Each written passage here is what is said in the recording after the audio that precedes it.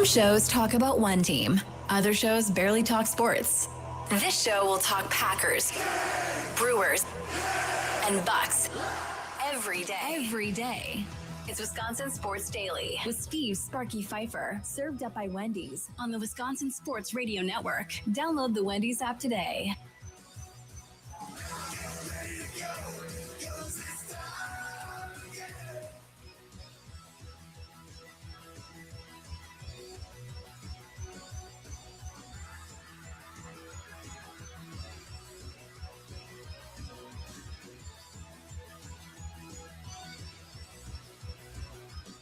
Sorry, we're screwing around with our camera for our stream on X and YouTube. That is why we are a little delayed with the music playing a little bit longer. See Sparky Pfeiffer with you. Charlie using over there. Check us out, like I said, on the live stream at WI Sports Radio, at WI Sports Radio. Coming up today, a lot of Packer talk for sure.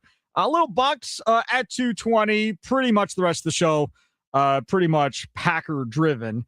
For sure, including Tyler Dunne, golongtd.com. Him and Bob McGinn did a podcast today talking about this injury with Micah Parsons. Bob McGinn, he went back to 1979 and went over every injury like Micah Parsons from 79 all the way to the forefront. Now that's some good stuff there. I mean, who else can do that and has the time to go through and do all that stuff? I mean, nerds, man. golongtd.com, man. I'm telling you, that's nerds. That's where you get that I love stuff. the nerds. Andy Erman, Bob McGinn's been covering football forever. So, I mean, that's also part of it. He's witnessed all of them. So, Tyler Dunne, golongtd.com, joining us at 3:20. Cannot wait to talk to him. Always a favorite part of my day. Thanks to Tommy Wirtz for hosting yesterday. I appreciate it. Tommy Wirtz back in the saddle tomorrow.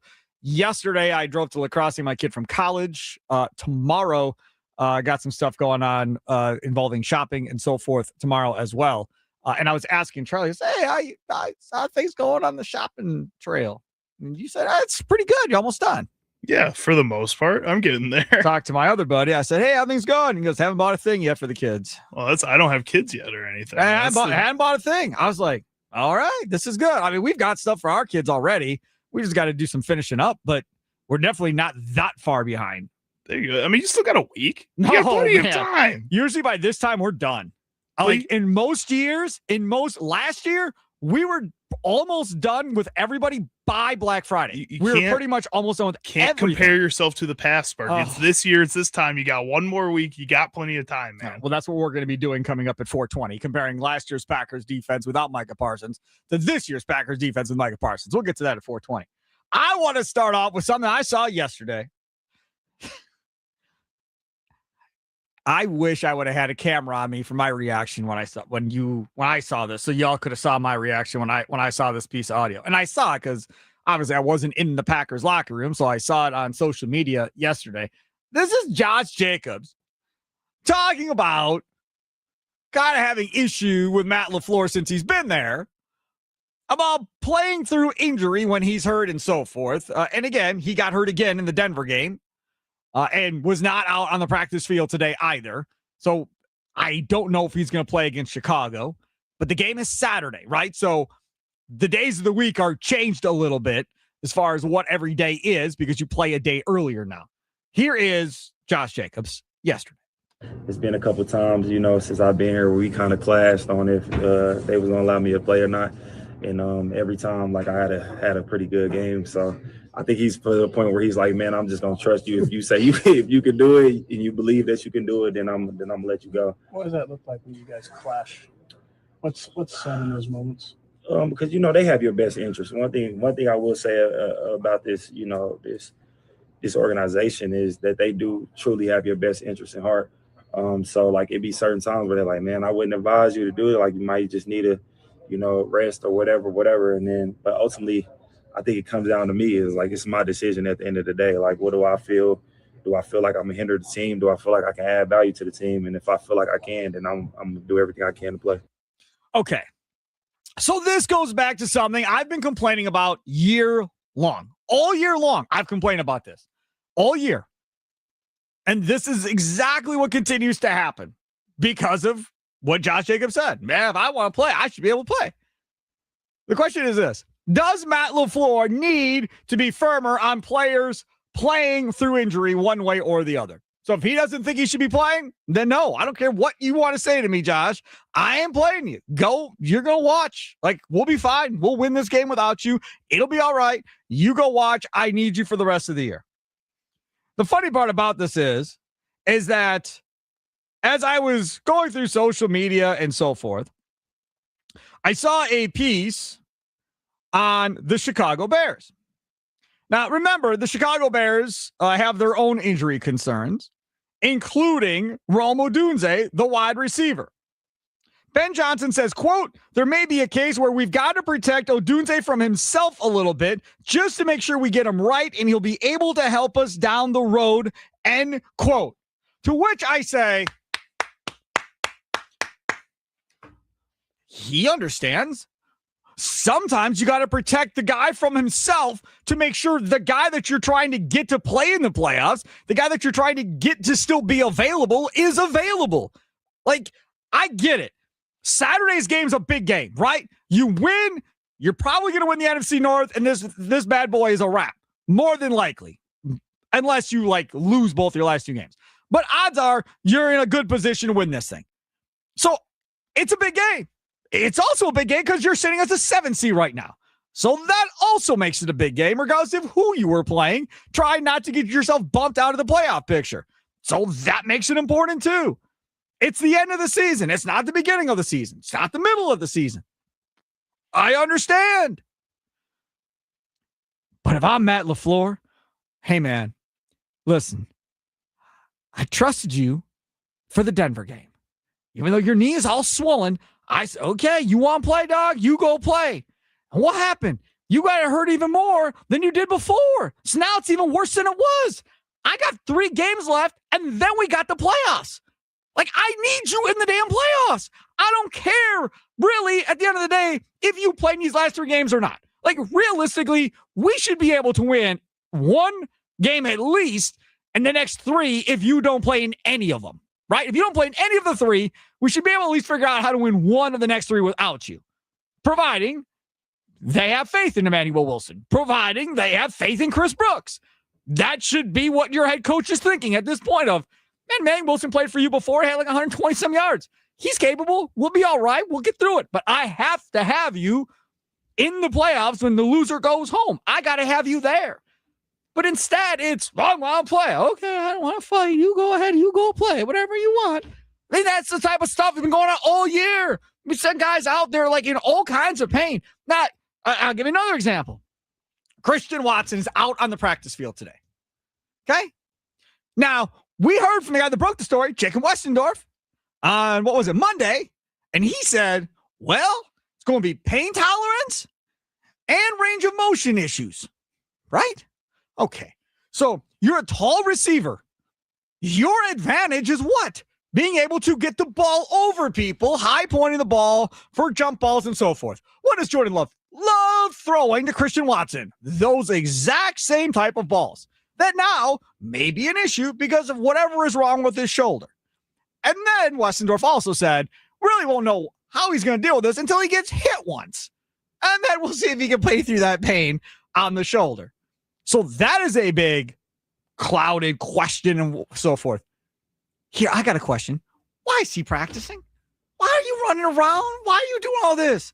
Just keep rehabbing that damn thing. Whatever you can do to try and get it better. He knows how to play the game. He knows the offense. He don't need to practice today, tomorrow, Friday. Just let him go out there Saturday, do warm-ups. You good? You good? All right, good. Let's go. If you're going to play him, no matter what, why are we putting him through all this for? He don't need to be out there. I don't, for the love of God, I do not understand what benefit he gets other than putting himself through more pain, reaching up to catch the football and everything else. Again, not a doctor, not a trainer, not a coach, never played in the NFL. Outside looking at it seems ridiculous to me. There's no reason for him to be out there doing this other than for the cameras of, oh, look, see, he's going to be okay. The world's not over. It's not ending. We're going to be able to have Christian Watson this week. Realistically, does he need to be out there? Unless they have a good medical reason of why he's out there. I don't understand why he's out there, Charlie. Well, you want to see how he is going to play through this pain. I think you want to see that before the game day. No, You're but not gonna know till he gets he hit. still has to move his arm and see how Sure. his range of motion is, because we talked about that too. You're on That's camera. another issue. You're on camera. Raise your hand. All right. How's it feel? Good? Sweet. Let's go. That's it. That's your range of motion. That's not No, it. we're That is fine. not it. Oh, yeah. You said it. You never played before. That's not what it is. You have to No. get through these different levels of range of motion. And Christian Watson, yes, is this high point type of receiver, but what we've seen so far this season, especially the last few weeks of him in this offense, is that he's more than that. He's a big play receiver. It doesn't matter if it's a high point ball or if it's a slant 10 yards down the field. Yeah, he can do that too. This is a player that is extremely valuable to this offense. And I think from Josh Jacobs' perspective too, and Matt LaFleur's mind, comparing him to Ben Johnson's a little unfair in this situation because Ben Johnson's only really looking at Rome Odunze. Yes, Luther Burden is questionable in this game too, but he's trending towards playing more likely than not. Have you ever heard Matt LaFleur say, sometimes you got to protect him from himself? Have you heard it?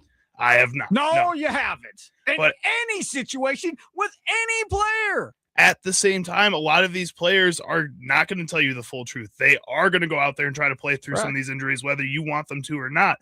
And sometimes, no. sometimes you have to pick that's your not true. battles. No, that's not true. Whether you want to or not. No, if I say no, you're not playing. There is no whether you want to or not. They can't just go out there and play if you go. And then there's you're not playing. a fission in the locker room. Then there's these huge. Fine.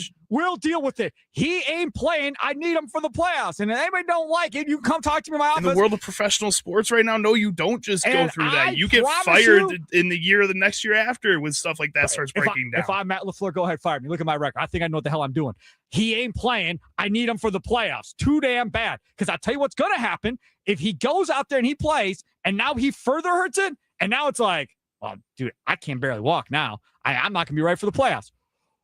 Who do you think Ed Policy's going to be mad at? You think he's going to be mad at Josh Jacobs for trying to be out there? Or do you think he's going to be mad at Matt LaFleur and the training staff for repeatedly sending him out there when they knew he wasn't supposed to be out I think there? he's probably going to be mad at both. It's not one person that he's going to be promise you, mad at in that he's situation. I guarantee you he's not going to be mad at Josh Jacobs because Ed Policy's going to go, every player wants to play.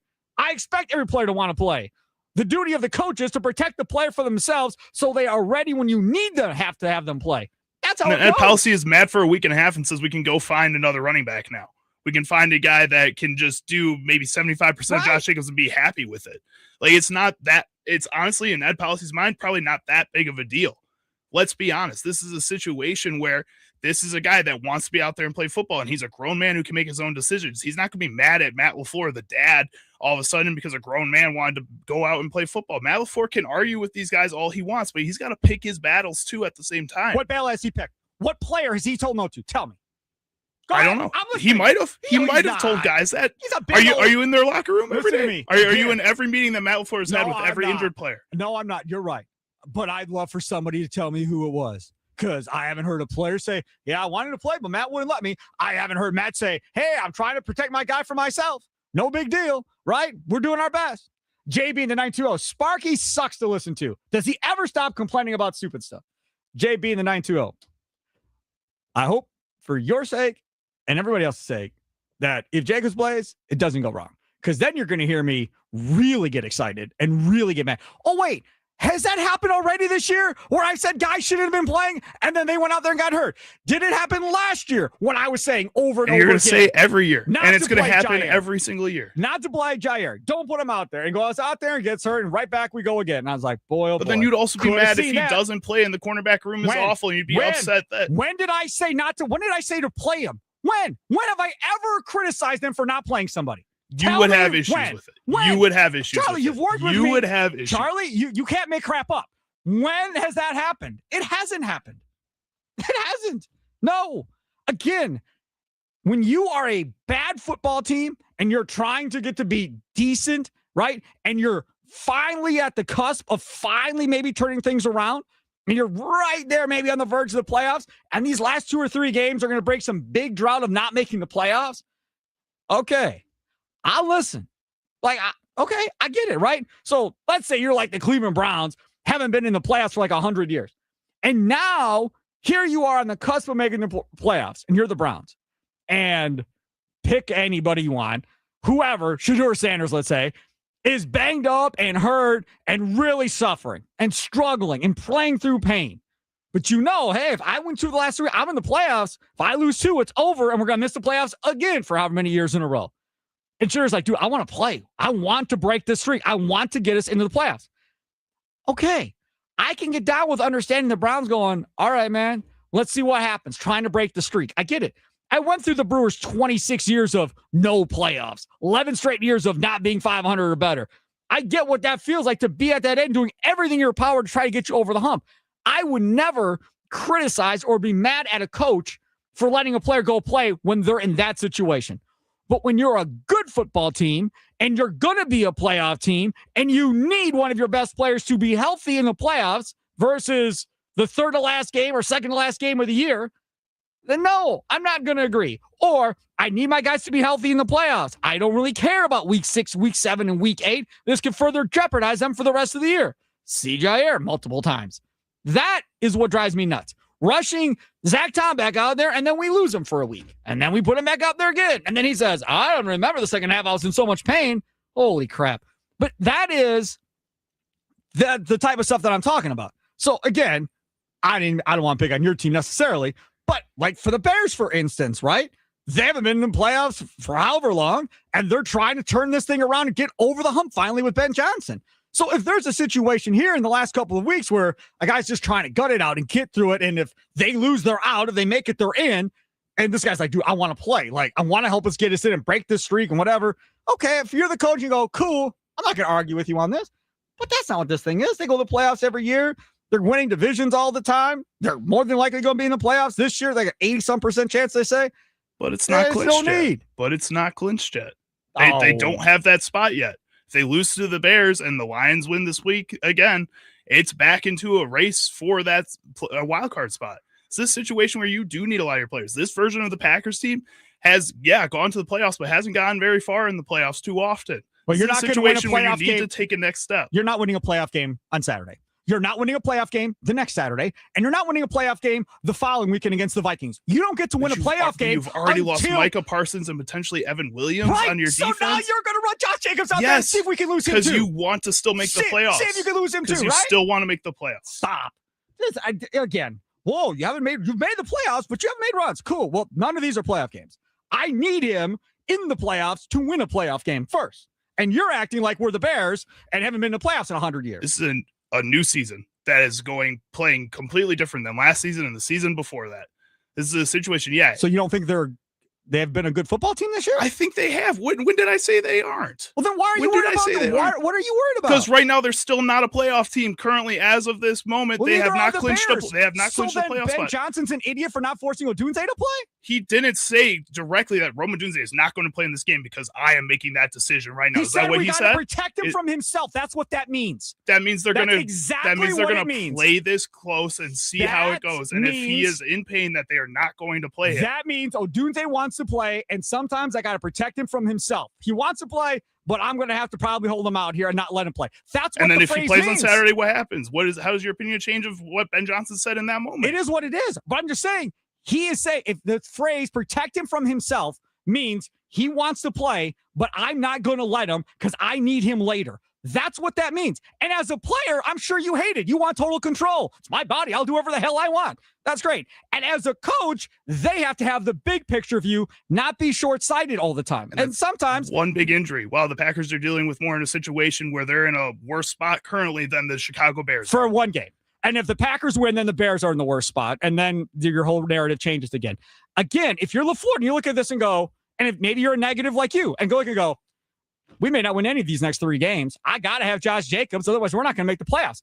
If that's his thought process, then by all means, or that shove him out there. If Christian Watson doesn't play, just because he's practicing doesn't mean he is going to play in this game. Christian Watson doesn't play. Our pass offense immediately diminishes because you saw it in the second half of that game against the Denver Broncos. Are we talking about Josh Jacobs? Yes, we are. So that means you need the best run game you can on the field if that's the attack that you're going to go with. All I know is this. If Josh Jacobs ends up wrecking that knee and is done, then Charlie will be in here laughing, talking about, well, you still got Emmanuel Wilson. It'll be all right. You'll all figure it out. And I'm going to be sitting here screaming and yelling, going, what'd I tell you? That's the part that I'm angry about. Mike in Greenfield, you're next on Wisconsin Sports Daily, served up by Wendy's. What's up, Mike? Hey, Sparky. It's great to hear your voice again. I got on the phone agreeing exactly with what you were saying. Then I was listening to the other side of the argument. But the Brewers planned for games that were coming up and didn't get that far. I think we got to do what we can to beat the Bears. And so I guess, like I said, I called to say I agree totally with you, Sparky. But Watson shouldn't be out there. No way in the world. He should be easing that injury. No way should be out there. But I think they feel like the reason the running game is pretty good is when both running backs play. They're both a little different, and I think it throws the defense off. Yeah. So my call is like a moot point because I was agreeing with both sides. So, well, that's okay, Mike. You're allowed to agree with both sides. Don't be a stranger, Mike. Thanks for calling. Mike and Grief, a long-time caller back in the day. Got a bunch of text messages coming in now. 520 on the Nicolay Law Talk text line, which you can dial up or text in, 414-677-1250, 414-677-1250. Josh Jacobs should play in this game. This game this weekend is the most important game for the rest of the year. I'll risk it with Emmanuel Wilson backing him up. Fair enough. I mean, you could say that. And then if they lose to the Bears, then the Ravens will be the most important game of the year. And then the Vikings. Now, if they beat the Bears, and now you're a half a game up on Chicago with 2 left, does that make Baltimore less important, or is that just as important as the Bears game? Again, we can play this game every single week the rest of the year about being the most important game of the year. But at least the 520 is saying, I'll risk it. If he goes down, I'll deal with the ramifications of having Emmanuel Wilson maybe in the playoffs and not Josh Jacobs or whatever the case may be. As I've said before, and I'll continue to say, I'm a scaredy cat when it comes to injuries. I am. I don't like starting corners returning punts. I don't like starting receivers returning punts. I don't want to put guys in harm's way that I know I'm going to need in the playoffs at some point to be big-time playmakers. I'd much rather make sure they're ready for the playoffs than have them out there in a game and potentially still win the game without them, even if they're not out there, and then potentially they get hurt. Like that's what concerns me here. In a playoff game, by all means, whoever wants to play can play. Y'all want to go out there and do your thing, go ahead, have at it, because it's, you lose, you go home. 715, Sparky, you just yell and never listen. Just yell and get your point across, and never listen. I listened to your text. I read your text. Did you have a point? Did he have an opinion on the topic? That he thinks you yell a lot, I guess, which is well known. He must be new to me. 20 years. That's all I do. For 20 years I've yelled. I yell at home. I yell at my kids. I yell at everybody. That's me yelling back at you is actually that's the more different. Rare. Yeah, that's the different. Normally Charlie never yells back. So once in a while when him and I get going back and forth, then it sounds, probably worse than it is. But yeah, man, I've yelled for 20 years. And in fact, 715, I yell way less now than I used to.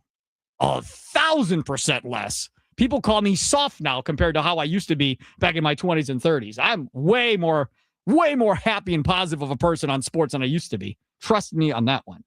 Let's see. 414. Get after him, Chucky. Steve always thinks he's right. Oh, there you go. Let's see. Here's another one. 414. Not only is Watson limited in the pass, but also in run blocking. Does that matter to you at all? Not really. I mean, they don't use him in those closer to the line packages in general. So yes and no, I can see why that would be a concern for somebody. But again, I'm not looking at him to be a run blocking guy as much as they trust some of the extra tight end sets that they've been doing against the Bears. They'll probably go back to that 6 offensive line set that they didn't run against Denver for some reason. There's other ways to get around that I'm less concerned about than him in the receiving game. All right, take a quick time out. Come back on the other side. We'll switch gears to the Milwaukee Bucks. Ty Windish was on Eurostep podcast from the Eurostep podcast yesterday with Tommy Wirtz when he was filling in. And they got to talking about guys that may be good fits for the Milwaukee Bucks. So we'll get to that coming up next. It's Wisconsin Sports Daily, served up by Wendy's, live from the Wisconsin Sports Radio Network studios, powered by the Potawatomi Sportsbook. And don't forget, when the Bucks win, you win at Wendy's. After every Bucks win, stop by any participating Wisconsin Wendy's for a free small vanilla or chocolate frosty classic. No purchase necessary. This offer is only good for 24 hours after a win. So act fast and get that free small frosty classic at Wendy's.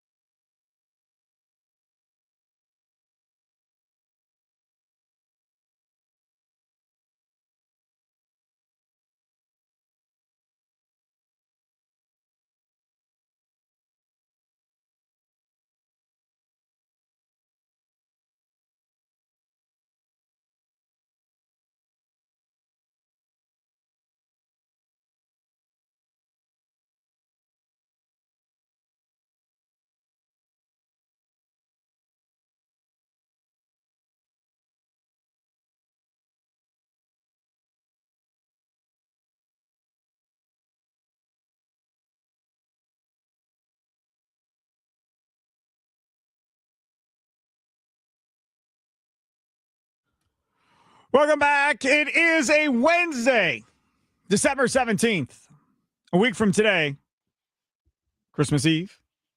Happy Hanukkah to everybody involved in that right now as well.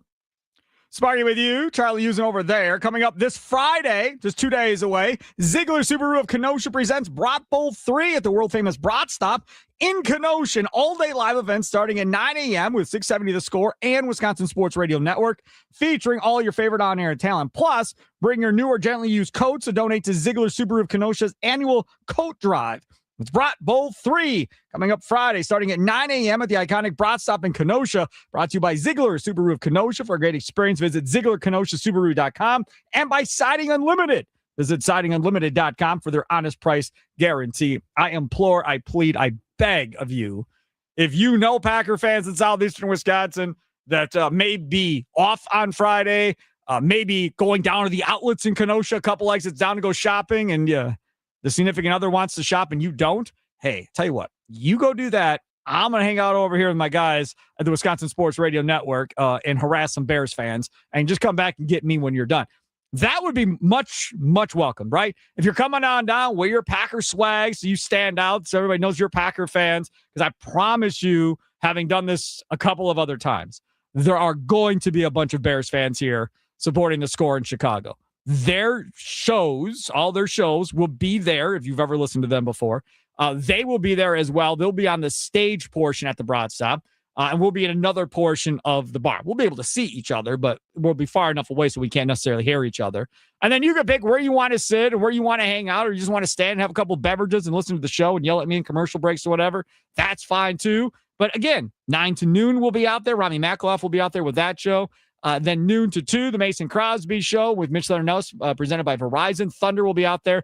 I'll be out there with my guy, Charlie Usen. He'll be out there with me. First time we're both out on remote together, so that's a big deal, from 2 until 5. Well, not first time. You were at the Tire Care Fair. Oh, right. I came to your event. Yeah. With Jack and I on Wisconsin Sports Weekend. Yeah, Wisconsin Sports Weekend, Napa Auto Car. Time, actually. Yes, Auto Care, Car Care. I can't even say it. Napa Auto Car Care Fair that we did. When was that? End of September, sometime in that area. Yeah, so we were out there for that. So that's right. So technically second time. First for this show. Yes. To be out on remote at Brat Bowl 3. Again, Brat Stop, 9 a.m. to 5 p.m. Come hang out with us. Looking forward to it. And again, if you're listening to WNFL or the game in Wausau or the game in Duluth Superior and you have family or friends that you know down here, obviously I'm not expecting you to drive from Duluth Superior or in that area or from the Green Bay area or Appleton area just for this. But if you know friends or family down here, man, you go support my guy Sparky. That would be great. Or go support my guy Mitch Thunder Nellis and that type of stuff like that. That would be awesome. Really, really would appreciate it if you could. So yesterday while I was off and Tommy Wirtz was filling in with our guy Charlie Usen, they had Ty Windish on from the Eurostep podcast. And they got into talking about what kind of player, would be a good fit for the Milwaukee Bucks here. As Eric Name reported of The Athletic, they're looking to add to this roster to go along with Giannis. Centers, I'm not as excited about it. I would say a different king, actually, and this would be a super weird team, but if they went and got Sabonis instead of Levine and just basically build Rockets East, where you have Giannis, Sabonis, and Turner. Now, poor Miles Turner, after all this, if he just gets re-paired up with Domantas Sabonis, I'm not sure he'd be thrilled about that, but you're not building the thing around Miles Turner. But I otherwise, I think you could maximize Turner more. I think Sims is okay as a backup, although it sure seems like he's playing quite a lot at the moment. I'm still interested in the Pelicans, guys. The problem is everybody is, and I think other teams have more assets, but either Herb Jones or Trey Murphy, I think, would be really nice fits. The one guy I like, and maybe it's just because they're kind of good and he's been really good there, but there's been no buzz, is Dylan Brooks. I mean, if you talk about what this team needs, someone who can still do offense, not full Andre Jackson Jr., no offense to him, and Brooks is scoring 20-some points per game, but a tenacious, a tough guy, a defender, a rebounder. I want someone like that. And it doesn't have to necessarily be someone that, I guess, nasty, but that kind of helps. You do watch the Bucks, and you're like, they could use a little bit more of an edge. They've been chasing that since PJ left, right, Ty? Exactly. No, absolutely not. Why just give us Draymond Green, too, while we're at it? I don't want They were talking about that. That was an option people had brought up. No, I don't want Draymond Green in this locker room. I don't want Dylan Brooks in this locker room. You can keep all of it. Did you see him and LeBron going at it the other day? Mm-hmm. He threw the ball off his head. I mean, I don't want him to throw balls off people's heads. That's who he is, though. I know that's who he is. Comes with it. But at the same time, the Bucks feel like they do need that a little bit. I think what Ty brings up when he answers that question is exactly right. The Milwaukee Bucks just don't feel like they have an edge right now with anybody that's on the court. And sometimes they get to that level if they get that momentum going. KPJ and Miles Turner can kind of get energized, but it's not like being energized. I think sometimes in order to win games when you are not the most talented team on the court, you have to get into the head of the opponent a little bit. And people like Dylan Brooks get into the heads of opponents, and it helps kind of let the cooler heads prevail on your team. So some of the names that were brought up there in that little sequence, and I'm going to ask you the same thing. What kind of player are you looking for to help Giannis out based off what you just heard there? And you said people were texting in while this was going on with Ty and Tommy. A little bit, not too much. All right, so here's your chance. Nikolay Law talking text line 414-677-1250, 414-677-1250. Right now, one of the names that gets brought up is Zach LaVine. I saw a Nets person on social media predicting Cam Thomas and Michael Porter Jr. to the Bucks. Apparently, there's not a lot of want out there for Cam Thomas from the Nets as far as that market's not really there. I will say this. The Sabonis thing is interesting because it didn't work in Indiana. So why in the world you try to bring it here is beyond me, other than, they don't have Giannis to go along with the other two. But the idea of getting up and running, that's over. If you're bringing Sabonis and matching him with Miles Turner, you're not running anywhere. It's not happening. It's over. No. So once you do Sabonis, at that point now, you're going to run half-court offense. That's what it's going to be. Miles Turner is going to be out. Bringing somebody with him, Sabonis is going to be in, and he'll shoot an occasional three, but Sabonis is that guy around the rim. Now, where would Sabonis help tremendously? Rebounding. Mm-hmm. He can rebound one of the best in the league. Rebound all day. And Sabonis can be a little dirty from time to time, too, throw an elbow here or there. He ain't afraid to mix it up with anybody. So you get that as Sabonis, too. So that would be okay. From everything I've heard, he's a good locker room guy. I haven't heard anything bad about Sabonis in the locker room dealing with people.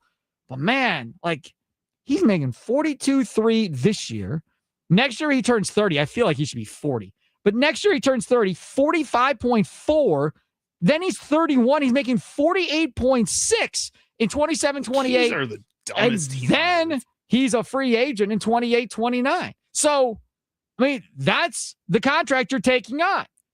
Now, if you're looking at this and saying, hey, man, if this doesn't work, we're gonna move Giannis in the offseason, or he's going to request to be moved, or however, and we're going to have somebody to build this thing around going forward. Again, I don't think Sabonis is good enough to build anything around necessarily as the one. Maybe he's good enough to be your 2 or your 3, but probably not your 1. Miles Turner certainly isn't a 1 as far as scoring and doing all that stuff on a game-to-game basis. So I'll say this. LaVine, I'd rather have DeRozan. DeRozan's half the price. I know he's older, but I'd rather go down the DeRozan avenue of he's going to be the starting shooting guard, and we're going to go with DeRozan, Turner, and Giannis and see what happens, because Kuzma would have to go then if that's the case, right? I'd much rather do that than essentially losing Kuzma, Portis, and half your roster in order to get Zach LaVine going forward. That's kind of where I'm at. I want a guard. That's what I would like. I don't need a power forward. I don't need that. I want a guard that is longer than what they have, right? That can go out and get his own points and score and can be there at the end of a game instead of putting it all on Giannis. I know DeRozan will get his shot and take a shot. DeRozan has won games before in his career. I know I can roll the ball to DeRozan. So from my perspective, if we're talking about all these guys that are out there, that would be something I'd be interested in going down the rabbit hole of. And again, it's only 2 years. It's in the 20s. It's not horrible. I mean, when you're talking about that type of guard, the guy that comes to my mind is what Ty was talking about as well, is going to that Pelicans team and talking about a guy like Trey Murphy, who's a 3-and-D, one of the better 3-and-D young players in the league right now. It's just going to take a lot to go and get him. You could go maybe to the Knicks, who are trying to find ways to free up some money for the future for that team as well. And they got a couple guys that they gave some bad contracts to. Let me ask you this. You're John Horst. Mm-hmm. Somebody says, hey, you can do this, but I want your 1 in 31 or 32. Are you doing it? Are you doing it? Because that really is what this is all going to come down to. Because if you go all in and say, I don't care about the future. I'm playing for the now. Try and make Giannis happy. If that's what it is, you're just going to bury yourself down the road even more than you already have. So that's the other part of this. Like, if I'm John Horst, I'm trying to get this done with players and not trying to get this done with the number 1 draft pick. And realistically, you're going to have to give up one of those number 1 draft picks in order to get this done. But then if Giannis decides, well, I'm out, I got to go, you just gave up another future number 1 pick and you screwed yourself even more, hoping to convince him in 3 months to stay and not want out. Furthermore, because I wasn't here yesterday, this whole Chris Haynes thing, do we have that audio?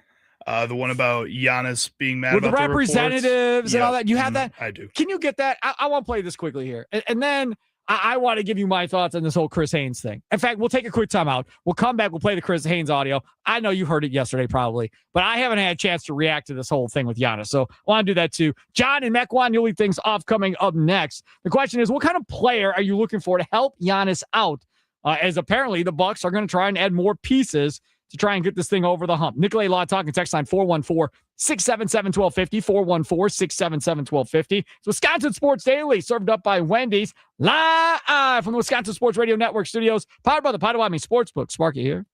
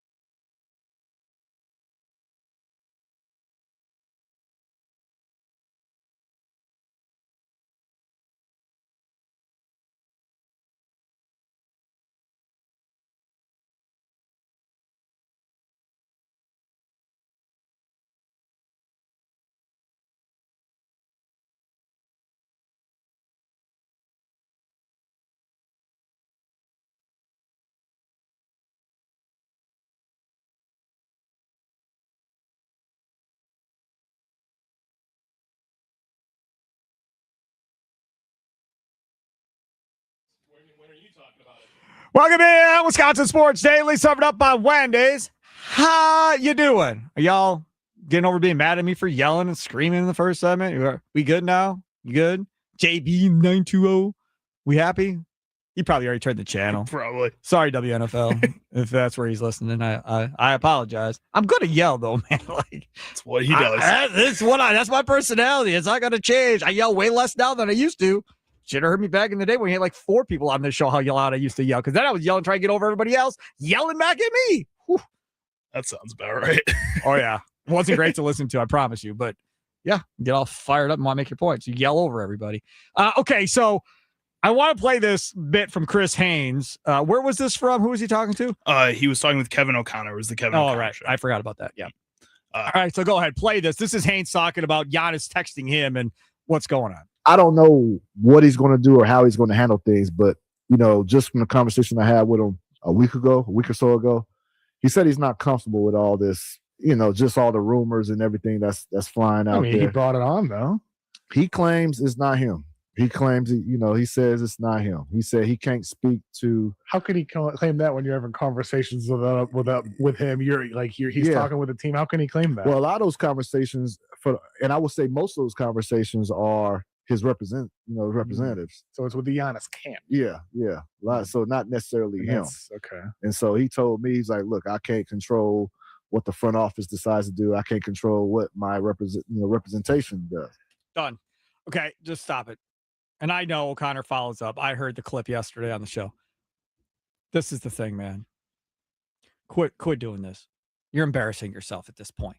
You really, truly are embarrassing yourself.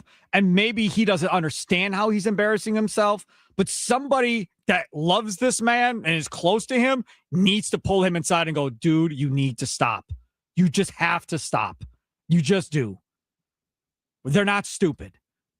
The agents, the representatives, work for you.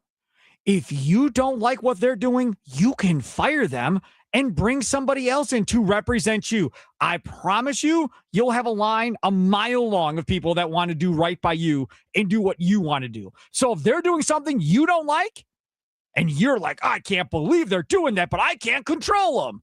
Okay, then you don't know how this works. And somebody needs to inform him, whoever that is, Chris Middleton, whoever, I don't care who it is, somebody needs to tell him how this works. So, again, with all due respect, I don't believe that he doesn't know how this works. Pretty sure he understands that point. He's not stupid. So that just rubbed me the wrong way even more.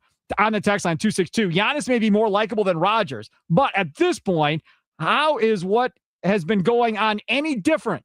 Won a title, now having issues with everyone around him, even though he's had a hand in all of their major moves, almost all of which have set the team back. And then he says, oh, that's from Shoulder Fat. I haven't heard from Shoulder Fat in a while. That's how he texts in and calls in his Shoulder Fat. But I mean, confused by that. Yeah, that's his nickname when he calls and texts in. But I mean, that's it. He's absolutely right. Like the next text after that is from the 920. It says, Buck should never sign Horst to a new deal. I don't, again, as I've said, I'm not a John Horst guy. So I will never cop to being a John Horst guy because I'm not. Okay. Having said that, he literally has done everything humanly possible to make Giannis happy, to put them in a NBA championship level caliber level year in and year out. He's done everything he can. Most GMs would have just said, sorry, Giannis, I can't do nothing. Lillard, we're stuck with. He's hurt. What do you want me to do? I can't do anything. That man figures out how to stretch and wave a Hall of Famer in Damian Lillard and then steals the center from their biggest rival, the Pacers, and brings him in. I promise you, no other GM in the league probably does that. No chance. This man has bent over backwards to try and make this man happy and try and get done what he wants done. So, again, not a horse guy. No. But I will defend John when I feel like he needs to be defended. And in this situation, you could say, oh, he doesn't draft well. Whatever. He's drafting end of first round, second round picks, whatever. But besides that, he's done everything humanly possible. Everything. Like, I can't even point at something and be like, oh, that was really dumb. Like, every time he makes a move, you're like, holy crap, how did he pull that one off? Holy crap. How did that happen? one thing to another. Bledsoe to Holiday to Lillard. Nobody saw Lillard coming. I don't think anybody saw Holiday coming. They definitely didn't see Miles Turner coming. He did it all under wraps and got them all done for Giannis. Oh, is Giannis going to sign an extension? Here's Bledsoe. Not Bledsoe. Holiday. Here's Holiday. Oh, sign the extension. Is he going to sign the extension? Here's Damian Lillard. Okay, sign the extension. Is he going to sign the extension? Bye-bye, Damian Lillard. Here's Miles Turner. And then it's, I don't know if that's enough. You might have to do more. So now we're going to go give up more crap in order to go get another name to make him happy. And screw everything after this. I want to know, like, what Giannis expects or who he's talking to in the offseason that he gets different expectations that, like, you can get better than Damian Lillard. That feels like almost impossible to go and get a player that's better than Damian Lillard that's going to be relatively available at this moment. No chance. No shot. No, it's Steph Curry. That's about it, really. Yep. And Steph Curry's the only one that's even a little bit available, and he's not available. So let's figure it out beyond that. Totally agree. Wisconsin Sports Daily, served up by Wendy's, live in Wisconsin Sports Radio Network Studios, powered by the Potawatomi Sportsbook. Sparky here, Charlie Houston over there. Potawatomi Sportsbook, great place to go watch all your favorite games, up to 30 games at one time. They can show on their 2,000 square foot big screen, 2 different levels. That second level in the Potawatomi Sportsbook, you can rent that out for business meetings, birthday parties, anniversary parties, whatever you want. It's available to rent from time to time. And also, don't forget the Potawatomi Sportsbook Kitchen. Mwah! Oh, it's so good, man. You got the all-day brunch, all kinds of different food options, 48 beers on tap, dozen different specialty cocktails, homemade desserts and pastries every day. Also can reserve your seat ahead of time with the Potawatomi Sportsbook if you want as well. Nominal fee, but that goes towards your food and beverage. Check it out today, Potawatomi.com. Potawatomi.com. Get to the callers on hold. John and Trell, you guys are next.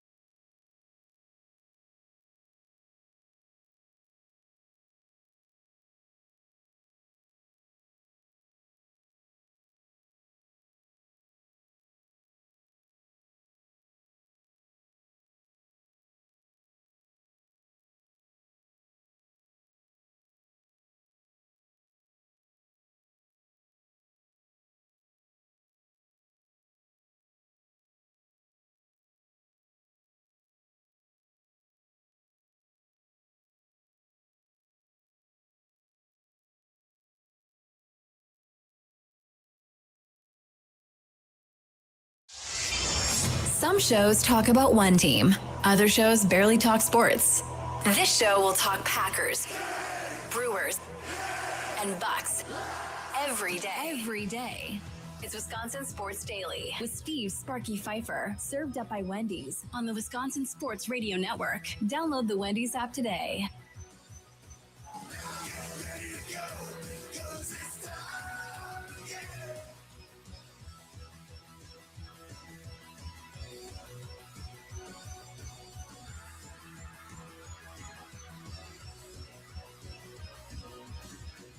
Welcome in. It is Wisconsin Sports Daily. Served up by Wendy. Sparky here. Charlie Usen over there.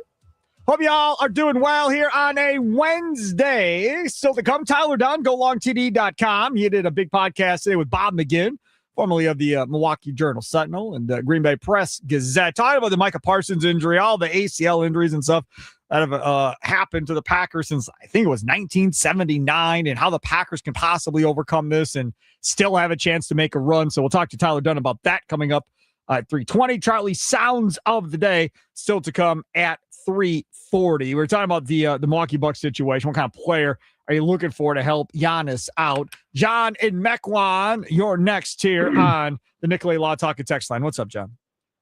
Hey, Sparky, how you doing? Good. Hey, Sparky, I got a name for you. I think a good player that would be that would work well with Giannis on this Bucks team. How about Nikolai Jovic from Miami? Miami, right? 6'10" forward. He can shoot from the outside as well as score down low, and I think he would work out really well with Giannis. Miami's been roped in for Giannis, but I've not seen them roped into this to help Giannis. Right. Yeah, whatever they could do to make a trade to get a guy like that, I think that guy would work out great for the Bucks. We need a player like that. He was drafted in the 22 draft, 3 picks behind Marshawn Beauchamp, who the Bucks took with the 24th pick. He was drafted 27th as Nikolai Jovic. But I think that guy would be a good player to team up with Giannis. He could do both. Good transition player, too. I like Jovic. I wouldn't have a problem with that at all. And it hopefully wouldn't cost you all that much either at this point, John. Thanks for the call. I appreciate it. I think Jovic's a great name.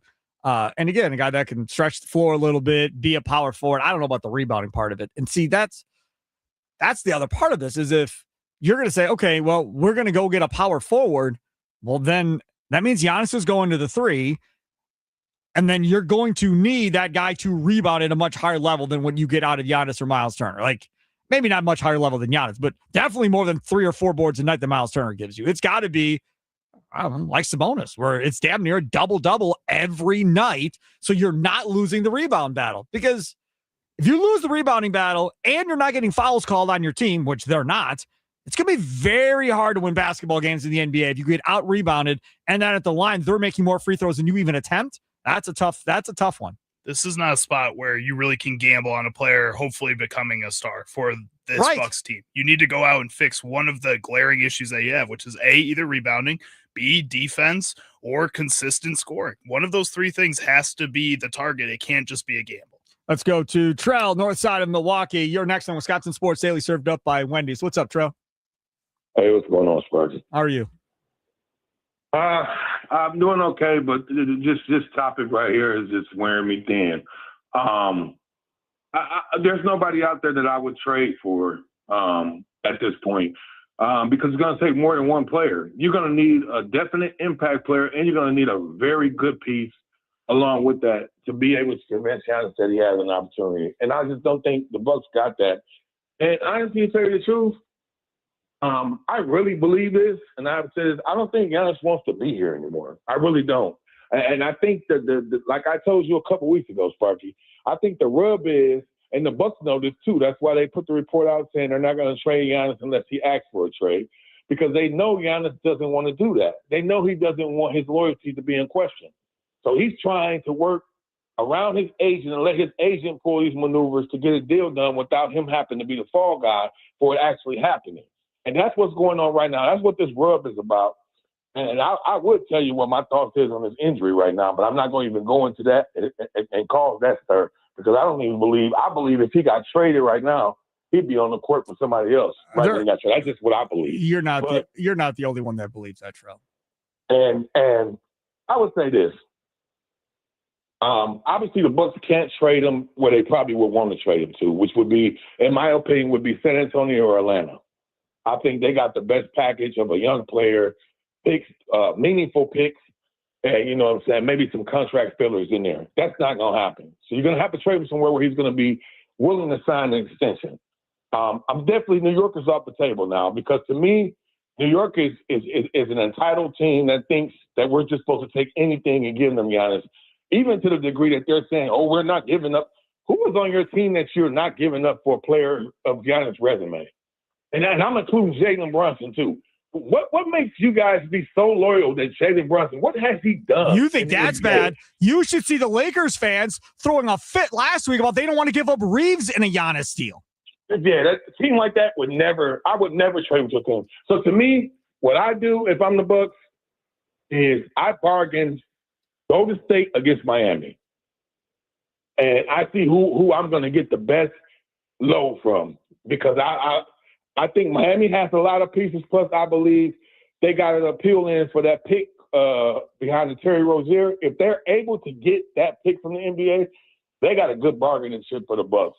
But other than that, maybe you take some of the young players, Pozinski, Kuminga, and the 4 picks or whatever, and have Golden State trade Jimmy Butler somewhere else and get something for him and take that back or whatever. But I think I position those two teams against each other because I don't think Atlanta or San Antonio he'll sign an extension with them. So I can't use those teams. And what I think is going to happen, Sparky, and I know you got to get off here, is Giannis is going to wait it out. So the Bucks are going to do all this crap, and then at the end of the season, he's not going to sign an extension in the summertime. So now the Bucks got him for 1 year. So what are you going to do, Bucks? You know what I'm saying? That's exactly what it's going to be. They could potentially lose him for nothing, really, at the end of the day, Trell. Thanks for the call. Yeah, that's exactly right. That's exactly what could happen. You don't get a compensation pick in the NBA, which is stupid. But, I mean, that very well could be what happens. The other thing there that Chris Haynes, about everything he said, he prefers Sun potentially more than box office. So now again, is that him or is that his girl? Right? I mean, who is it? Who prefers Sun more than that? That's the thing in all of this. And I'll continue to say it. If she doesn't want to be here, then he's going to be gone. Simple. Maybe I'm wrong. Maybe he doesn't like Milwaukee. But from every indication I've received from anybody that knows that dude's been around that dude loves being here. He's got no issue with being here. So now it's, Sun is more important than maybe big market. And if we're talking about Miami, maybe Charlie's Orlando Magic team gets involved out of nowhere. They've got a bunch of young guys, right? He goes down there and tries to be the next Shaq down in Orlando. I mean, who knows how this whole thing is going to play out? I don't know. I'm just fed up with the whole thing. That's where I'm at. Just being straight. We talked about this last week or whatever day it was about just talking about all these Giannis rumors and all this other stuff that's going on. But I had to address the whole, it's not him, it's his representation nonsense. Come on, man. Like, you must be kidding. You want to have your cake and eat it too, right? You want to get out, but you don't want to have it be a negative connotation on you. That's the thing that's crazy. And Q is on the YouTube chat. Is Giannis Aaron Rodgers? Hey, man, I don't know. He breaks it down over there, too. He says, stuck in the past, asking to keep his guys, hasn't done much of anything in the playoffs since winning a championship, bad-mouthing the franchise indirectly via the media, getting coaches fired. I mean, let's be real, though. Aaron Rodgers hasn't got Alan Lazard to Pittsburgh yet, so it's not that bad. He's got so many hours have to pass before he can do that. He got MVS there. Lazard's going to be there by the playoffs. I can't wait. It's going to be hilarious. Should I get a Pittsburgh Steelers Alan Lazard jersey? We kind of crazy. It's absolutely going to. There's absolutely no question. He's going to get Lazard there. It's definitely going to happen. Yeah. Forgot having his significant other potentially speak for him to the media. No, she doesn't talk to the media. No, she doesn't. And Aaron Rodgers has never had like a proven significant other. That's the whole thing. That's been a rotating circle of women, whatever it is. And then the chameleon changes to whatever the girl wants him to be and all of that stuff. Yeah. He also pointed out, so I look fly earlier in his text messages.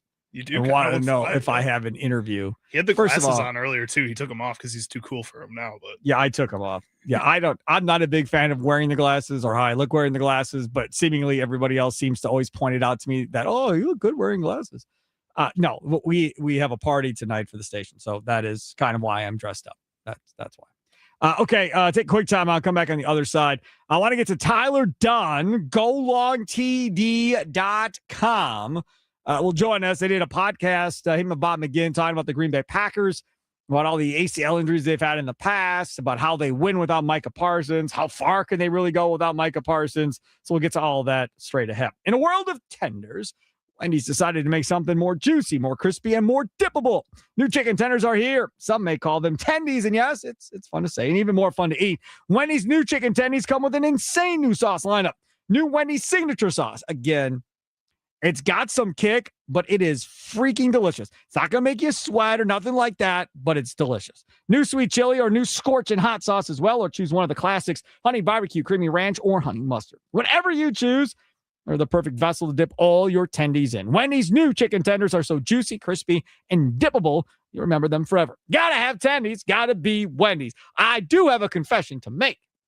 What's that? On my journey to lacrosse yesterday, I did stop, I think it's technically Oxford, Wisconsin. I don't know. Somewhere out in that area. At a Wendy's. It was attached to one of those Love's gas stations or whatever off the interstate. Got me a couple double stacks, large Dr. Pepper, a fry, ate that on the road on the way there. Attendees. I did not do tendies because I was afraid I was going to spill the sauce all over myself. Well, they gave us those cool dip trays that you were supposed to put in your car. I have 2 of them. Oh, yes. That's what that's meant for, Sparky. Right. They thought about those things, man. I totally should have done that. Damn. See, that's why I got to have you around me every day to keep me on track. I was like, oh, man, I'm going to get this all over. I'm just going to have a couple double stacks. It's all good. It was good. Either way, we were all good. So it was good stuff. So always appreciate me some Wendy's. And yes, I eat Wendy's a lot. So yeah, deal with it. Tyler Dunne, golongtd.com. Coming up next, it's Wisconsin Sports Daily, served up by Wendy's, live from the Wisconsin Sports Radio Network studios, powered by the Potawatomi Sportsbook. Sparky here.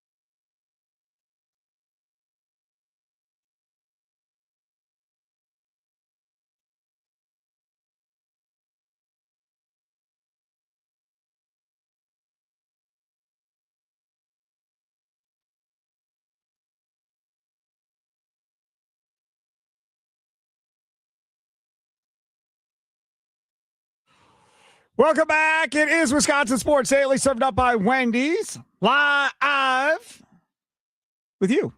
Charlie Usen over there, joining us now on the Nicolay Law Talk and Text line. This man is a busy, busy man. He's a very, very busy man. Our guy, Tyler Dunne, joins us now. Tyler, thanks for coming on, man. I appreciate it. It's a pleasure, Sparky. How you been? I've been good. I've been missing you.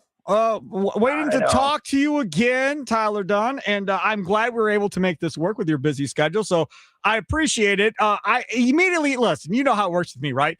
Anytime you all are talking Packers, I'm in. Get you on to help promote it, help drive listenership and viewership to golongtd.com. And today, another example: you and Bob McGinn getting after some Packer talk with the Micah Parsons injury. I appreciate it. Thanks so much for the plug. Yes, it was. Man, it was a great conversation with Bob, trying to make sense of probably the most significant season-ending injury that we've seen in Green Bay since I don't know when. I mean, right? Pick any player from any era, and that's really what Bob did. He went back into his archives, 1979 to 2020, and reeled off every single torn ACL that every Packer player has ever suffered. It's about 2 a season. And you really get a sense for what this means in the present, what this means in the future. Modern medicine is amazing, but still, you don't know how any individual player is going to rebound and rehab and work back from these injuries. So we'll see what the future entails. But in the present, I was pleasantly surprised by Bob's take, and people can subscribe to golongtd.com and hear the whole 2 hours there, but he dissects it all with this defense, with what Jeff Hafley can do to generate pressure. And even with all these injuries, both of us are in agreement that the season is not lost, right? This can be a damn good defense. You've got the quarterback, you've got some weapons.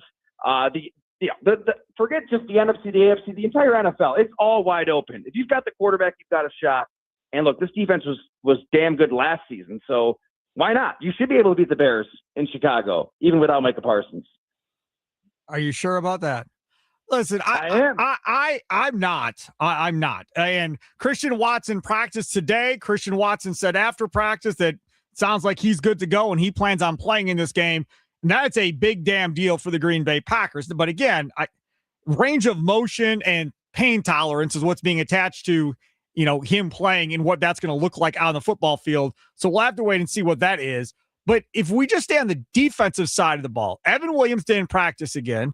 Micah Parsons, like you said, is out. I realized they were top 6 last year defensively without Micah Parsons, with Kenny Clark on the football field. Can you expect them to be similar to that after having been with Micah Parsons all year? Well, it's got to change. I mean, they can't just, replace Micah Parsons with, whoever, Kingsley Enagbare, right, Rashawn Gary, whoever you want rushing the passer, and say, okay, you need to do what Micah Parsons did. Maybe it's a generous spin zone, but I do think that there is a benefit to unleashing looks and coverages and pressures and simulated pressures and all kinds of exotic stuff that nobody has seen all season long. And Matt LaFleur has kind of hinted at that a couple times this week where, Hafley has – you got to look at this as an opportunity. Okay, they've seen us with Micah Parsons all year. That's what they have on film. Now, when they watch film, everything they're seeing is not what Green Bay is going to put out on the field Saturday night, for better or worse. So what does that entail? I mean, you've got a stud in Edgerrin Cooper that you really haven't blitzed much this year. Go back and watch what Minnesota did against Dallas with Brian Flores with those A-gap blitzes. Dak Prescott just went on and on and on to praise Brian Flores for, throwing looks at him that he hasn't really seen all season long. And that's what you can do to a young quarterback in Caleb Williams. You can show him stuff that it's impossible to prepare for. The Bears are going to come out and try to run the ball, obviously. They had the 17-play drive at Lambeau. That's who they are. That's their identity. Still, though, you have to look at this as an opportunity to change up schematically everything you've done and throw a new-look defense at Chicago. He is Tyler Dunne, golongtd.com. Follow him on X at Ty Dunne as well. The other thing, too, about this game, after the first game and what it looked like there, I think if people hadn't seen Caleb Williams play this year for the Chicago Bears, I think some walked away from that going, okay, he doesn't suck. Like, he appears to be a pretty good quarterback. I know completion percentage numbers aren't the best in the whole wide world, but he definitely is a guy that's in that position right now that could beat you with his legs, doesn't normally throw a lot of balls into harm's way, even though he threw the pick at the end of that game. The interior of that offensive line is pretty good. The two running backs are really good. That was a dogfight down to the end that you needed an interception, and you had Micah Parsons. So what makes you feel like they're in a position to win this game going in without Micah and potentially without Josh Jacobs and Evan Williams? Because you still have the better quarterback. True. I mean, Jordan Love is better than Caleb Williams. Yeah, your passing game is better than their passing game. I mean, you still have to hunt for those explosives. We'll see what Christian Watson can give you. You made a really good point there, Sparky. Like, even if he's out there, what is he able to do? What is he not able to do? But I tell you what, that was quite the mismatch when you get a 6'4" receiver with 4'2", 4'3" speed on Gardner Johnson, who's made some plays for Chicago. But as the story goes, like, he'll make some plays, he'll force some turnovers, but he can kind of wear out his welcome anywhere he goes. There's not a lot of speed. There's not a lot of athleticism in that secondary. They're opportunistic as hell. I mean, they're punching at the ball. They're taking it away. That's a concern for every team. But they have some limitations athletically. And you've got a lot of weapons, a hell of a lot more weapons than Chicago has. That's where their injuries are with Roma Dunze, Luther Burden. We'll see what they're able to put out there at receiver. But if you can get a lead, jump on them like they did the last game, force them to play catch up. I would take Green Bay's weapons over Chicago's weapons, because they run the ball really well, and that's the game they want to play. We saw them steamroll Philadelphia, but I don't know. I still view this as a big play league, Sparky, where if you want to run the ball 4 or 5 yards at a time, like, be my guest, because over the course of that 15-play drive, most teams, you're going to have a holding penalty or you're going to have a turnover. Something's going to happen that nukes that drive. Whereas I think Green Bay, they just have to keep that foot on the accelerator. And for the most part, Matt LaFleur has coached that way. You saw it Thanksgiving night, Jordan Love, throwing to win at the end of that game, taking chances. I feel like when your defense is a little compromised now, maybe you take a few more chances on fourth down around midfield. And why wouldn't you? So without Micah Parsons, we know for sure everybody else that is hurt. It looks like they'll be back at some point. Now, Zach Tom didn't practice. Josh Jacobs didn't practice. Wiley didn't practice. Evan Williams didn't practice. It's Wednesday. They play Saturday, so we're a little bit further ahead than we would be on a normal Wednesday. But either way, so how good do you really think this team potentially could be without Micah Parsons then? Well, that Evan Williams injury is also the sneaky one. I mean, he's been so good in run support. I know our mutual friend Leroy Butler is a big fan. Yep. We got dinner, the three of us last year. And it was a so great cool piece. For Leroy. That piece was awesome on Evan Williams and Leroy. That was so good.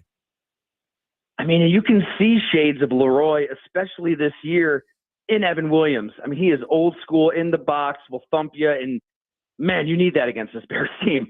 Kyle Monungai, DeAndre Swift, they hit the hole and they hit it fast. So that would hurt big time for Green Bay. But yeah, I think that you're paying Jordan Love $55 million a year. It's Toyota-thon. You still got some weapons, even with some weapons out. I feel like with Josh Jacobs' uncertainty, right, with his knee, I know him and LaFleur are going back and forth, and sounds like Jacobs, he's going to play if it's up to him, but you've got to monitor that injury to an extent. You just have to unleash your quarterback in your passing game and ride or die with it, right? Like, and they have been. For this past month of the season, I feel like that's been a really promising step for the head coach and for the offense. And it's not always going to work out.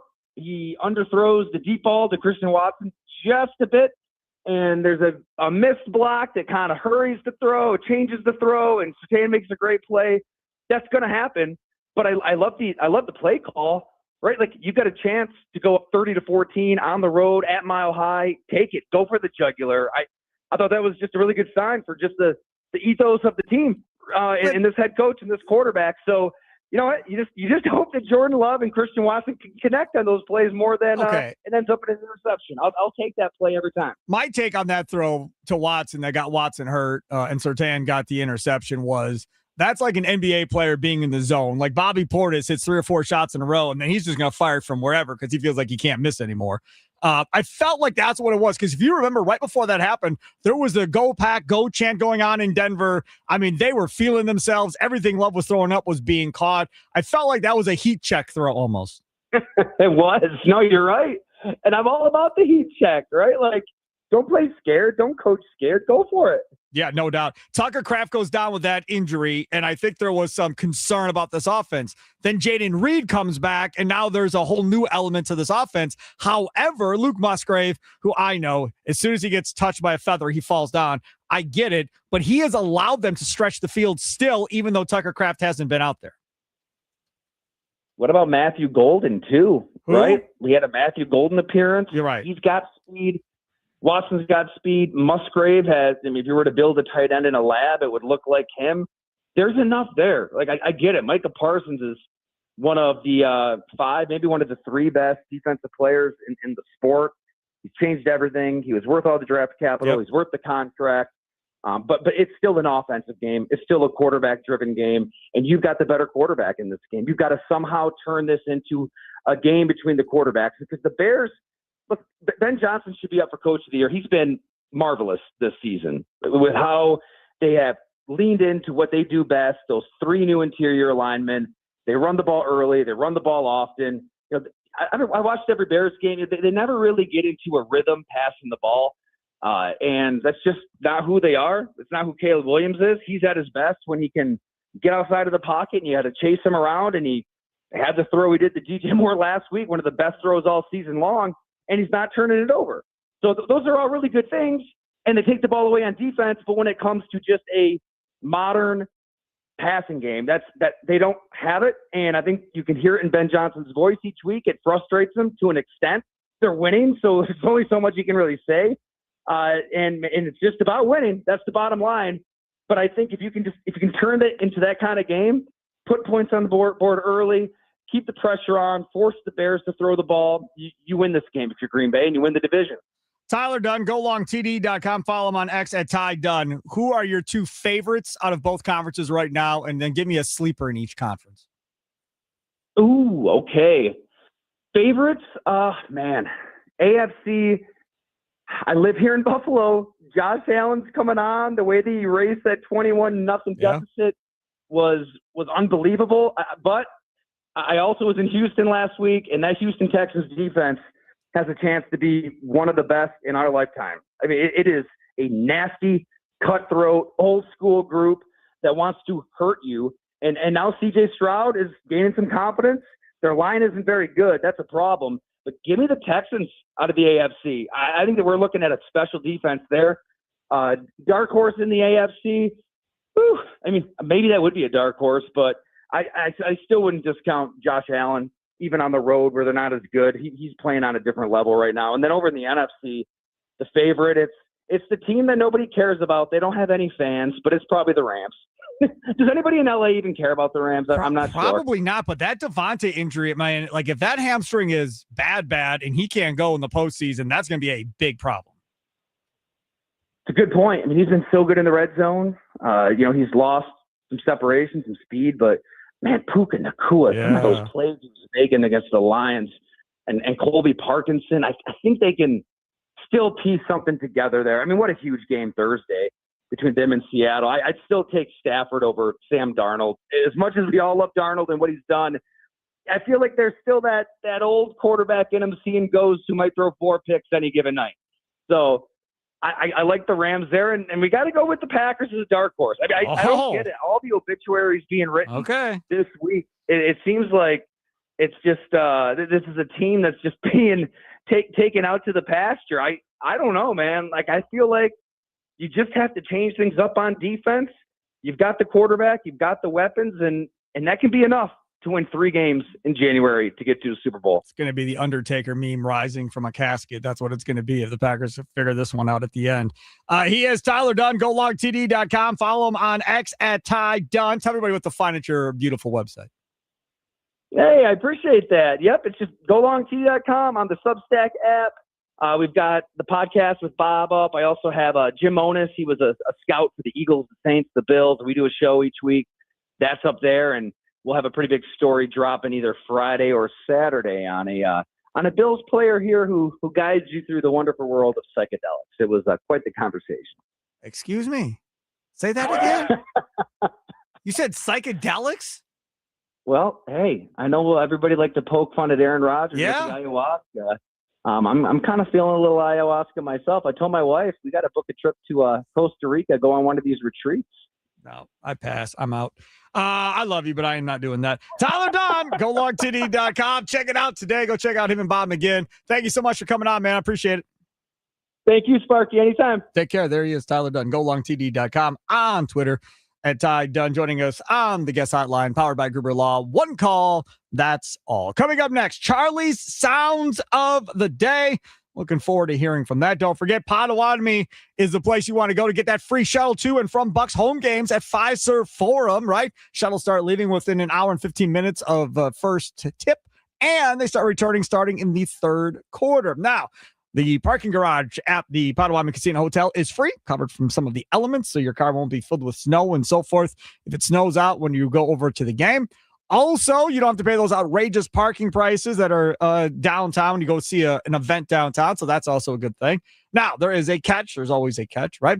In order to get on the shuttle, you either have to make a purchase at the Potawatomi Sportsbook, so, get yourself a beverage or whatever the case may be from Potawatomi Sportsbook Kitchen, maybe some dinner, an appetizer, maybe some dessert, homemade pastries and desserts over there, whatever it may be. Then you ask for your bracelet because you want to get on the shuttle after you make the purchase. And then the other way you can do it is to make a same-day game wager at the Potawatomi Sportsbook and then simply ask for your bracelet at that point. It's just that simple. For more information, go to Potawatomi.com to find out more about the shuttles to and from Bucks home games at Fiserv Forum. It's Wisconsin Sports Daily, served up by Wendy's, live from the Wisconsin Sports Radio Network studios, powered by the Potawatomi Sportsbook. Sparky here.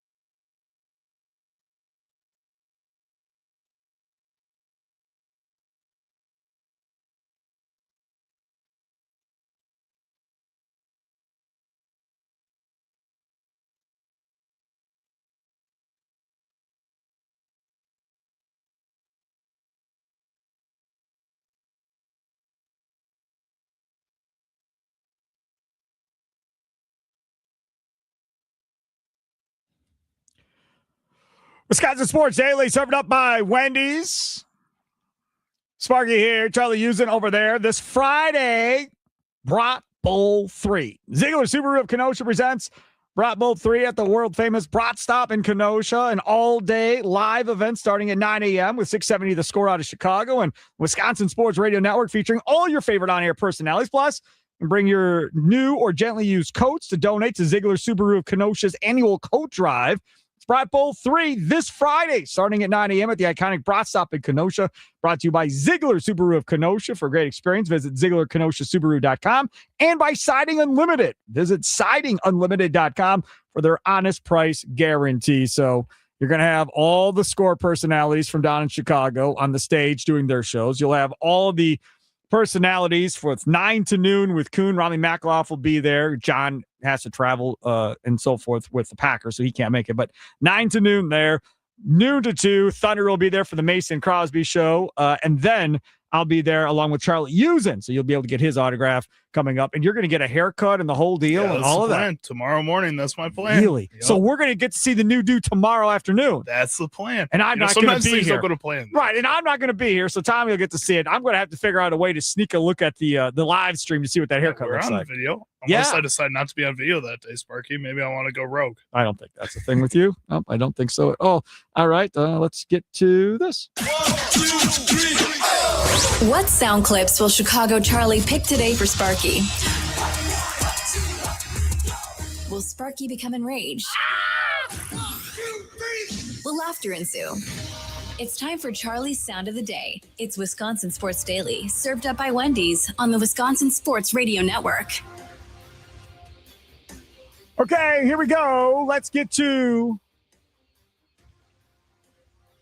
a segment that I look forward to every day, even though sometimes he irritates me with what he picks to irritate me with. Never. It is Charlie Sounds of the Day, brought to you by Prize Picks. And I'm still not over Shadur Sanders in that game against Chicago because he was right there with every opportunity to win me 2 different lineups, and it did not happen.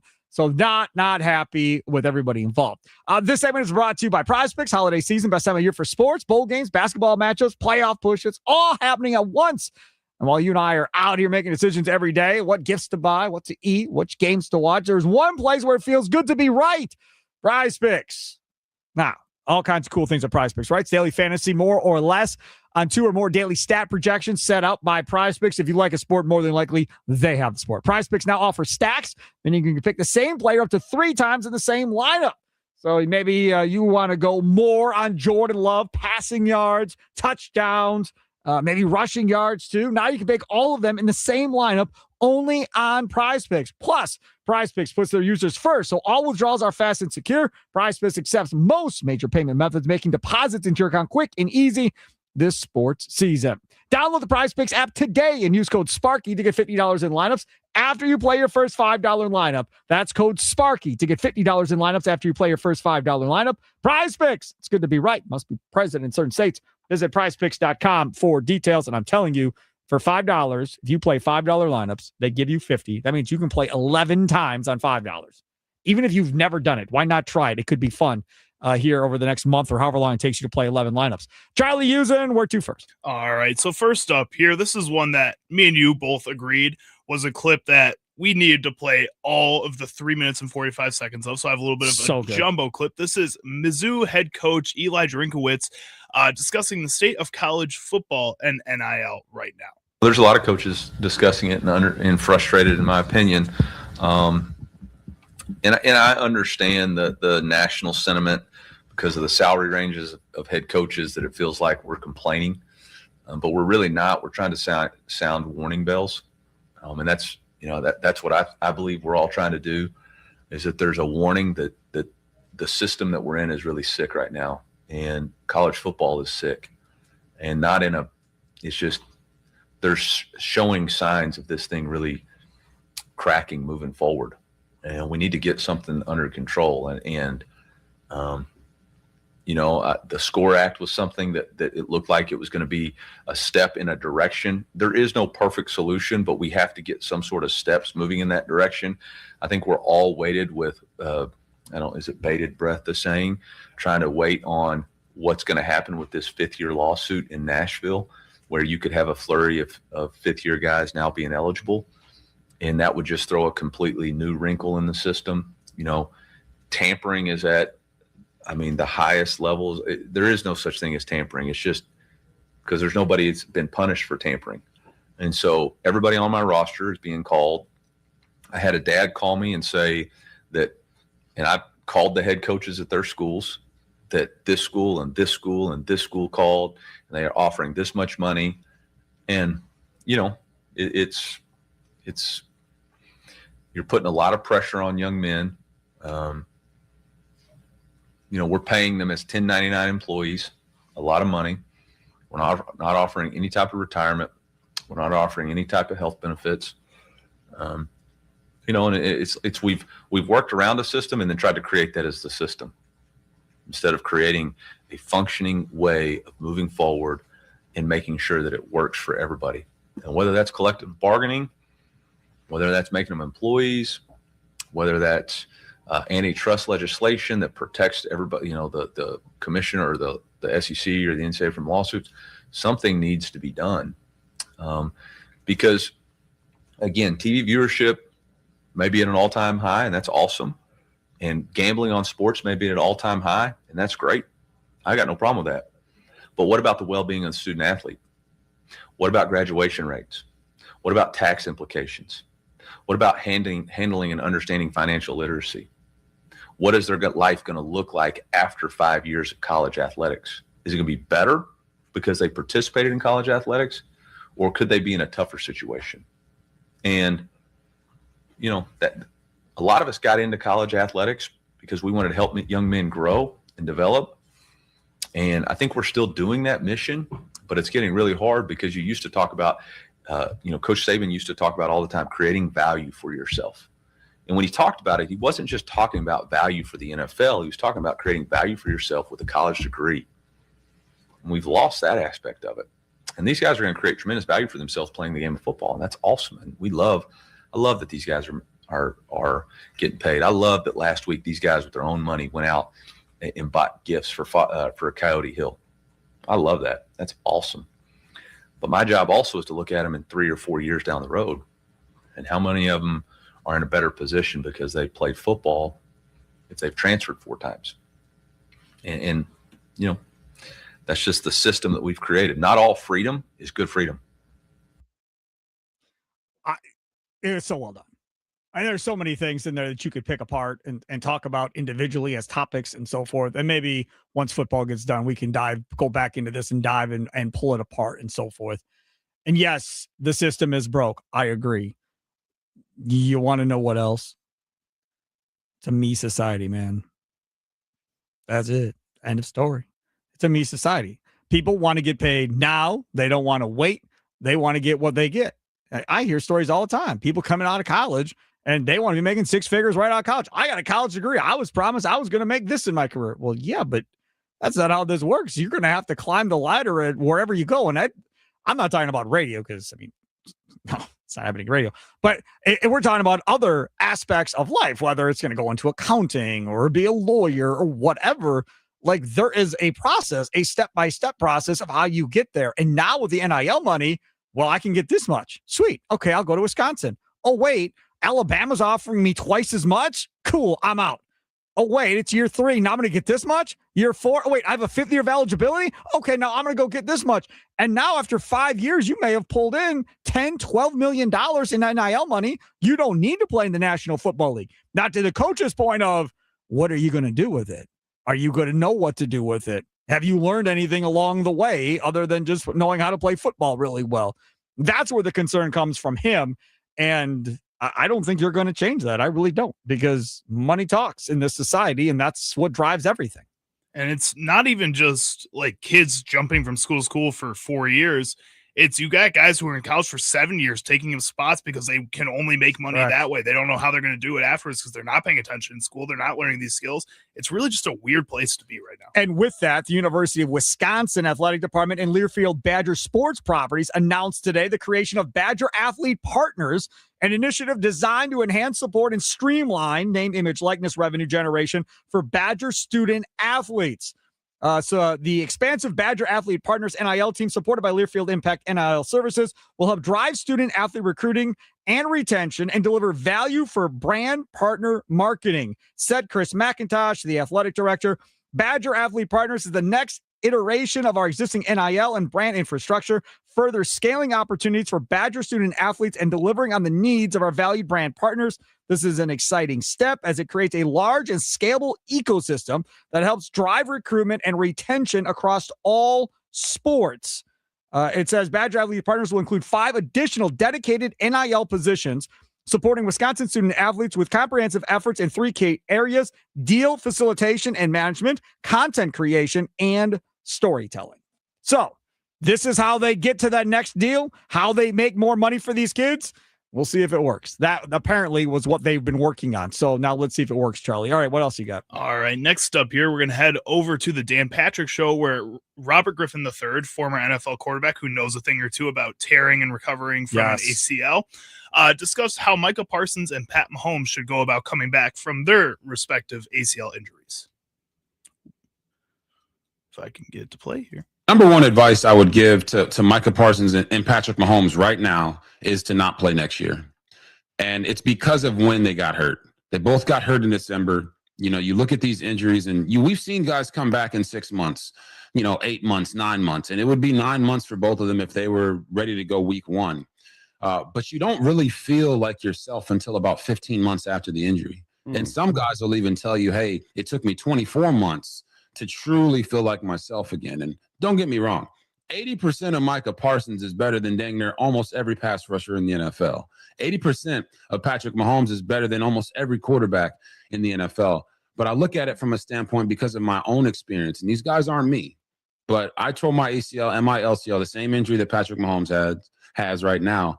And I wouldn't have played in 2013 if hindsight, which it is 2020, I wouldn't have played the following year because I wasn't back to myself yet. And Mahomes is a guy that runs around, is very creative, and is a great second reaction quarterback, and he can play from the pocket. But I would advise them to not play next year so that when they come back in 27, they can truly and fully be themselves, and it won't knock off years from their career. I only have a minute, but I yelled and screamed in the first 25 minutes of the show. Yeah, you did. About saving guys from themselves, not rushing guys back, making sure they're able to go in the playoffs. I screamed and yelled. Charlie screamed and yelled back at me, a rarity. He normally doesn't. And he was defending, letting Jacobs play, and la. This cat here who played, went through the injury, says, I wouldn't play him at all next year. Even if they want to play, I wouldn't play him. I mean, realistically, there's no chance that you're going to keep Micah Parsons and Patrick Mahomes off the field next year if they're willing to play. There's no chance. Do I understand what he's saying? Yes. He was also a guy that had his career based a lot on his legs, which affected his game, which does affect Micah Parsons' game too. Wisconsin Sports Daily, served up by Wendy's, live from Wisconsin Sports Radio Network studios, powered by the Potawatomi Sportsbook. Sparky with you. Green and Gold update time. Straight ahead with Matt LaFleur.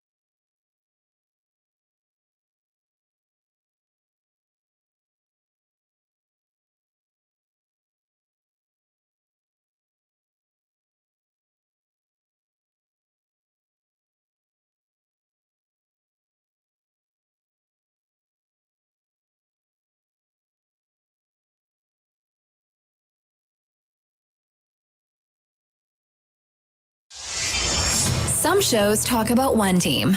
Other shows barely talk sports. This show will talk Packers, Brewers, and Bucks every day. Every day. It's Wisconsin Sports Daily with Steve Sparky Pfeiffer, served up by Wendy's on the Wisconsin Sports Radio Network. Download the Wendy's app today.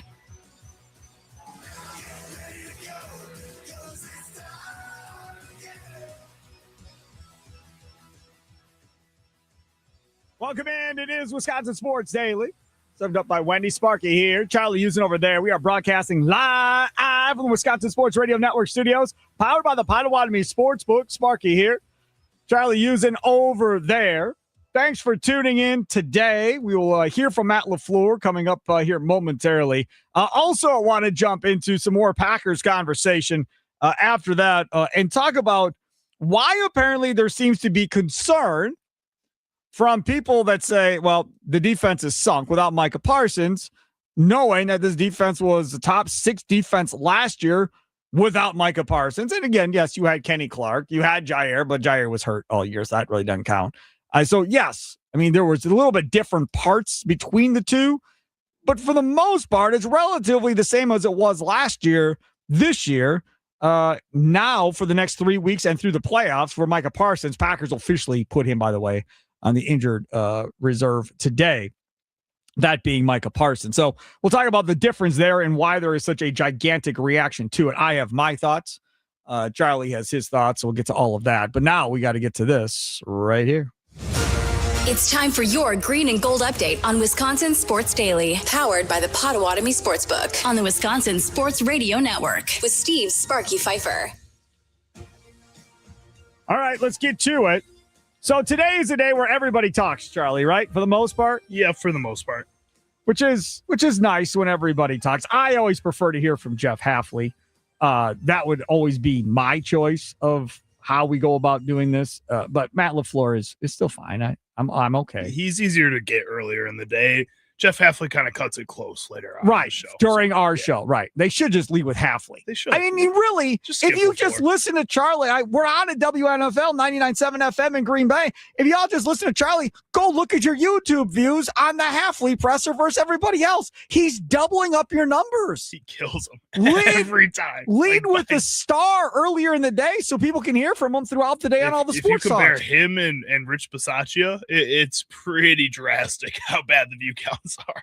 Yeah, right. So be it. Okay, so I do want to get this in here. Christian Watson, before we get to LaFleur, Christian Watson talked about his injury versus the Broncos today.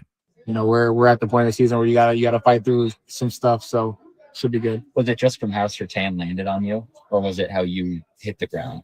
I think it was how I hit the ground. Okay. Just like I think my elbow had hit first, so it kind of just jams your shoulder up into your shoulder. I'm not sure. Okay. Yeah, just how I landed was a little awkward. For you personally, I guess what even goes through your mind? You get hurt, Parsons, Zach Tom, Evan Williams, list goes on and on. Just, what were your thoughts on just, all the injuries that kind of occurred in that game? Yeah, I mean, it's tough for sure. I mean, obviously I've dealt with my fair share of stuff. So, I mean, I never want to be out of the game. So, I mean, it was just, tough for me just right away. I didn't want to, I wanted to continue to play and be okay. So, I mean, honestly, I was just straight to the hospital. So I didn't even know about any of the other injuries until I got back on the plane and finally got my phone back. So, I mean, it was definitely tough to see those guys go down. I mean, definitely some big parts of our team and, great guys in this locker room. It's tough to see those guys go down. Christian, you've been through so much. When your shoulder hits, is there any part in your mind that's thinking, oh, God, not again?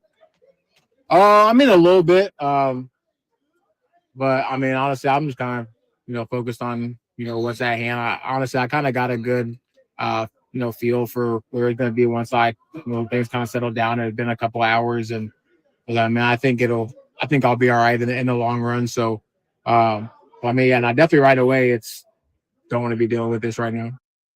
The other part about this with Christian Watson is, and I tweeted it out when he got hurt, I felt bad for Christian Watson.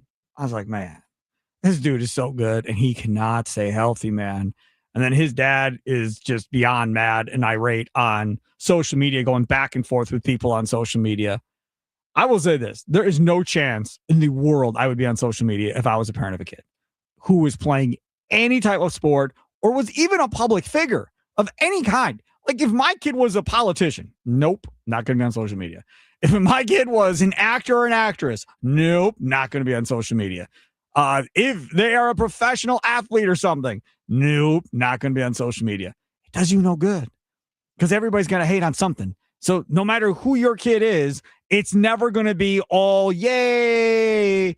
I promise you, there will probably be more hate than love on social media for whoever it may be, no matter how great you may think that your kid is. It's not going to matter to everybody else. So being on there, to me, just adds stress and takes years off of your life, dealing with everybody back and forth about your kid. And I get it, he was mad. Well, then once his dad tweets out like, my kid's fine, like everybody can quit or whatever, then everybody ran with that. Like, oh, Christian Watson's good. All right, his dad said it. Packers hadn't said anything yet. None of the reporters said anything. Nobody had anything until Jacob Westendorf had it Monday morning. But his dad obviously knew that his kid was fine and went with it. I hope he balls out. I hope he stays healthy. I hope he doesn't re-injure it or make it worse and then he misses the playoffs and so forth. It would be great to see him continue to play at a high level and be a reason why this Packers team wins games going forward. The one thing you absolutely do not want to see is he gets hurt even worse in this next game and then he's gone for the postseason. That would be maybe the death blow to this football team if they lost Watson for the postseason. I mean, he was just such a breath of fresh air when he came back in the middle of the season. It felt like that was what they needed, what they've been waiting for, what they've been holding back from. Wasn't Jaden Reed, it was Christian Watson. You could see that they opened up the playbook more when he came back than even when Jaden Reed's come back the past 2 weeks. This is a situation where you want to make sure him, probably more than Josh Jacobs, is ready to go. But I also feel like Zach Tom is on the same kind of level as a Christian Watson at this point. I think both those guys are extremely important in the success of this offense. Yeah, getting one of the two of them back would be nice, but getting both of them back and staying healthy would be really nice. No question. And Jaden Reed, I would say, would be the other breath of fresh air that happened when he came back and how this offense kind of moved again into another direction and really made it even more dangerous. LaFleur was also asked about this defense because, again, without Micah Parsons, you're going to have to figure out ways to get after the quarterback different than you did with Micah Parsons. This is what he said. At this time of the year and the magnitude of these games, it's whatever it takes. So whatever we think we can do and push our guys to go out there, ultimately it does come down to your ability to go out there and execute. But whatever we think that we can get them to go out there and feel confident in and go out there and execute, I think that's what we'll do. Okay, that's nice. All of that is great.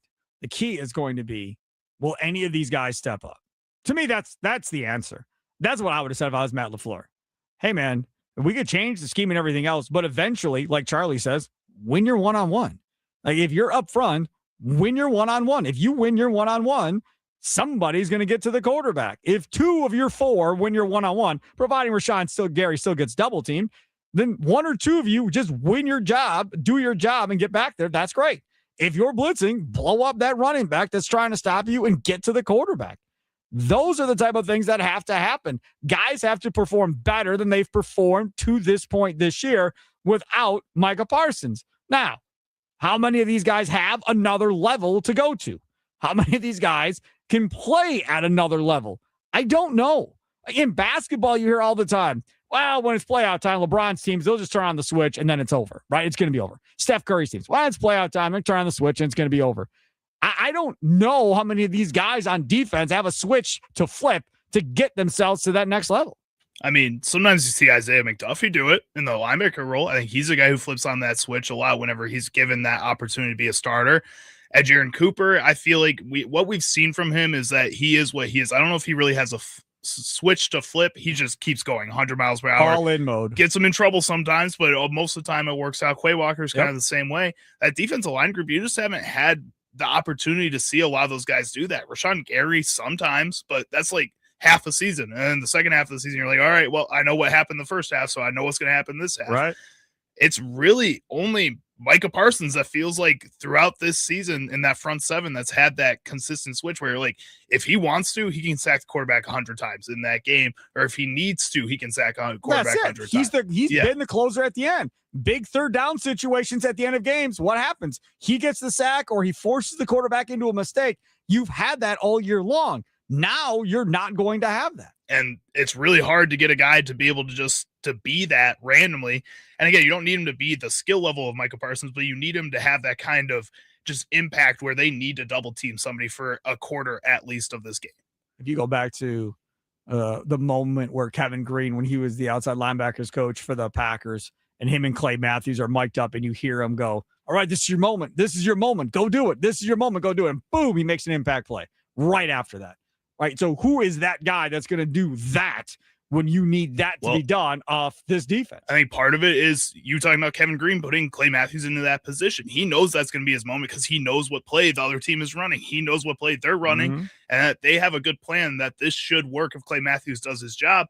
That's part of it too. Jeff Hafley has to be there. The defensive line coach has to be there, and they have to be the guys that are stepping up here too, along with the players on the field.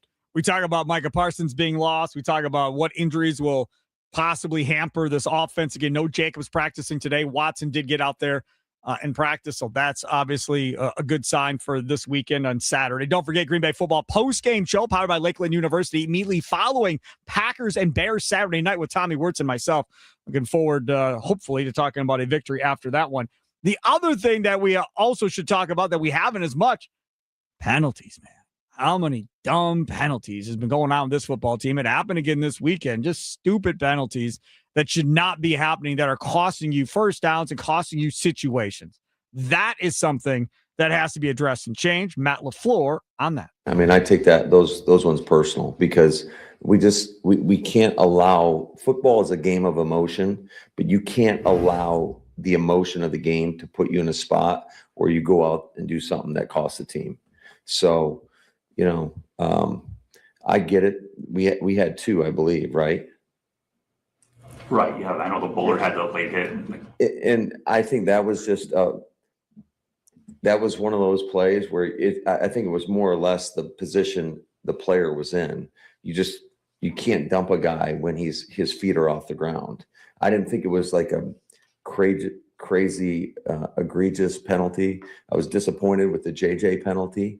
Because that's what I'm talking about. The emotion of the game, felt like he was held, didn't get a call, and then he took it out on the punter. And we can't do that. That's not winning football. So certainly address that with the guys. I think you can't, especially in the magnitude of those types of games. Now, was it a difference in the game? I would say no, but you got to be disciplined enough and you got to control yourself. I mean, we had a costly penalty last time we played these guys, so we had a couple of them, but one that I feel like is within our control, and we got to be disciplined. And if guys see a guy losing his mind, they got to grab him. This is the thing. Before that game starts, they're in a scrum on the field, right? And they're chippy and doing all of that stuff.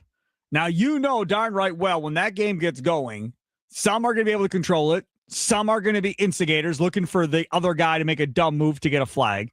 That's going to be the case. No question. But you also have coaches on the sidelines. If you're a coach and you have a guy that plays on the edge, meaning the edge of crazy versus under control. Was that the best way to put it? I don't know how else to put it. I think so. I don't know if crazy is the right word, but you know what I mean. When you have that guy, you want him to be on that line, knowing that sometimes, he might cross it.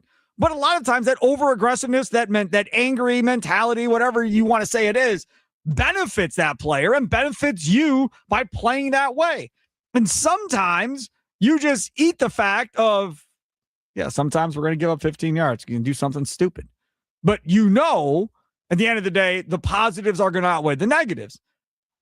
The question then becomes, from a coaching perspective and a GM perspective, is player X, worth the 15-yard penalties throughout the year? Is he giving you enough positive plays to be okay to swallow it on 15-yard penalties? That is what it becomes. Now, Ngabara, is he that guy? Are you okay swallowing big penalties here and there because he makes enough plays throughout the year? I don't know. You can't afford not to be right now, though. You can't. At this deep point in the season, I mean, you could go sign Matthew Judon, who just got released by the Miami Dolphins, if you feel that way. But that's the only way you get around it now. I don't care. You kind of have to be comfortable with it. If you can get Judon for a minimal veteran minimum, you go get Matthew Judon. You should be able to. I don't think too many teams are going to be. Maybe the Patriots, just because he's worked in that system before. If he's a veteran minimum, I'd entertain it and figure it out once he gets. He's a little crazy too, though. Yeah, he is. Yeah, he is. Right, but I mean, again, that's what you're adding, right? That's exactly what you're adding. Let's go to Mike, south side of Milwaukee. You're next on the Nicolay Law Talk and Text line here on Wisconsin Sports Daily, served up by Wendy's. What's up, Mike? Mike, gone into the. He was. I went to him. I didn't leave him on hold. How long was he on hold? 5 minutes. It wasn't that long. Not even that long. It wasn't even that long. It's all right. No big deal. More Matt LaFleur here talking about playing the Chicago Bears and preparing to play the Chicago Bears after he literally just saw the Bears 2 weeks ago. Just trying to find ways to. You're always trying to find ways to scheme people up, but ultimately we got to go out there and just make sure we do the routine things correctly over and over again, which is hard when you're playing good people. And they got really good coaches and really good personnel, and that is a challenge. Is the film work easier just because I would say there's less to comb through? Absolutely, because you already kind of did it one time. You're certainly looking at the game that we played against each other. You're certainly looking at what they did versus Cleveland, but outside of that, I mean, there's nothing more to really look at. I mean, you definitely go back and look at some of the stuff, but there's just not as much that we haven't seen, I would say. Well, this is the one thing. Their defense against your offense, I agree. However, their offense playbook opened up now. Without Micah Parsons, now they're going to take more chances. They're going to have more slower developing plays to take more, I think, big yardage shots down the field, where before I run this play action, I better make damn sure I'm rid of it in 3.5 seconds or whatever it is, because Micah Parsons can be in my lap if I'm not. So maybe you don't run some of those plays. Now you can run more of those longer design plays without fear of getting Caleb Williams hurt more than likely. Oh, for sure. I think a lot of the time too, though, and I was talking about this with Tommy yesterday on Wisconsin Sports Daily here when he was filling in, was that it felt like they were doing those bootleg kind of play action plays, not just to get Caleb out of the pocket, but to tire Micah Parsons out too at the same time. It also worked better for Caleb. It did. I mean, that's how it's always worked all season, but I feel like they were doing it more in order to get Micah Parsons to be running and chasing him the entire game like that. You don't have to do that as much with Rashawn Gary chasing you. Lucas Van Ness is a good athlete, but I don't think you have to run that much from him either. You can really kind of pick and choose when you want to run those. If you want to be more conservative to start off the game, it just opens it up not only with the creativity, but backing it up too a little bit and say, you know what, we can do whatever we want. Let's make it basic and then go from there. I also, as I said earlier, wasn't here, and he just said I wasn't here yesterday, so I didn't have a chance to talk about Ryan Clark's latest dumb thing he said, and I'm going to bring it up here. Well, did Micah Parsons chase after Caleb Williams more than he chased after Bo Nix in that game?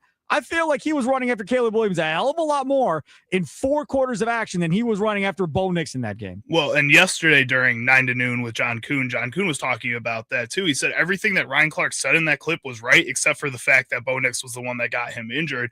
He was saying that throughout the season, just the amount of just pressure that's been on Micah to be that guy and like fill in for when a Devontae Wyatt gets hurt, some of these other players, it's taken a toll on his body. And when you have multiple games in a row where you're going up against quarterbacks who can be explosive and get out of the pocket like that, it can take a wear and tear on your body. So a lot of people saying like, oh, if Xavier McKinney caught that interception, Micah doesn't tear his ACL. I highly doubt that. I think later on in that game, he tears his ACL probably too. It was bound to happen. Because it was that close.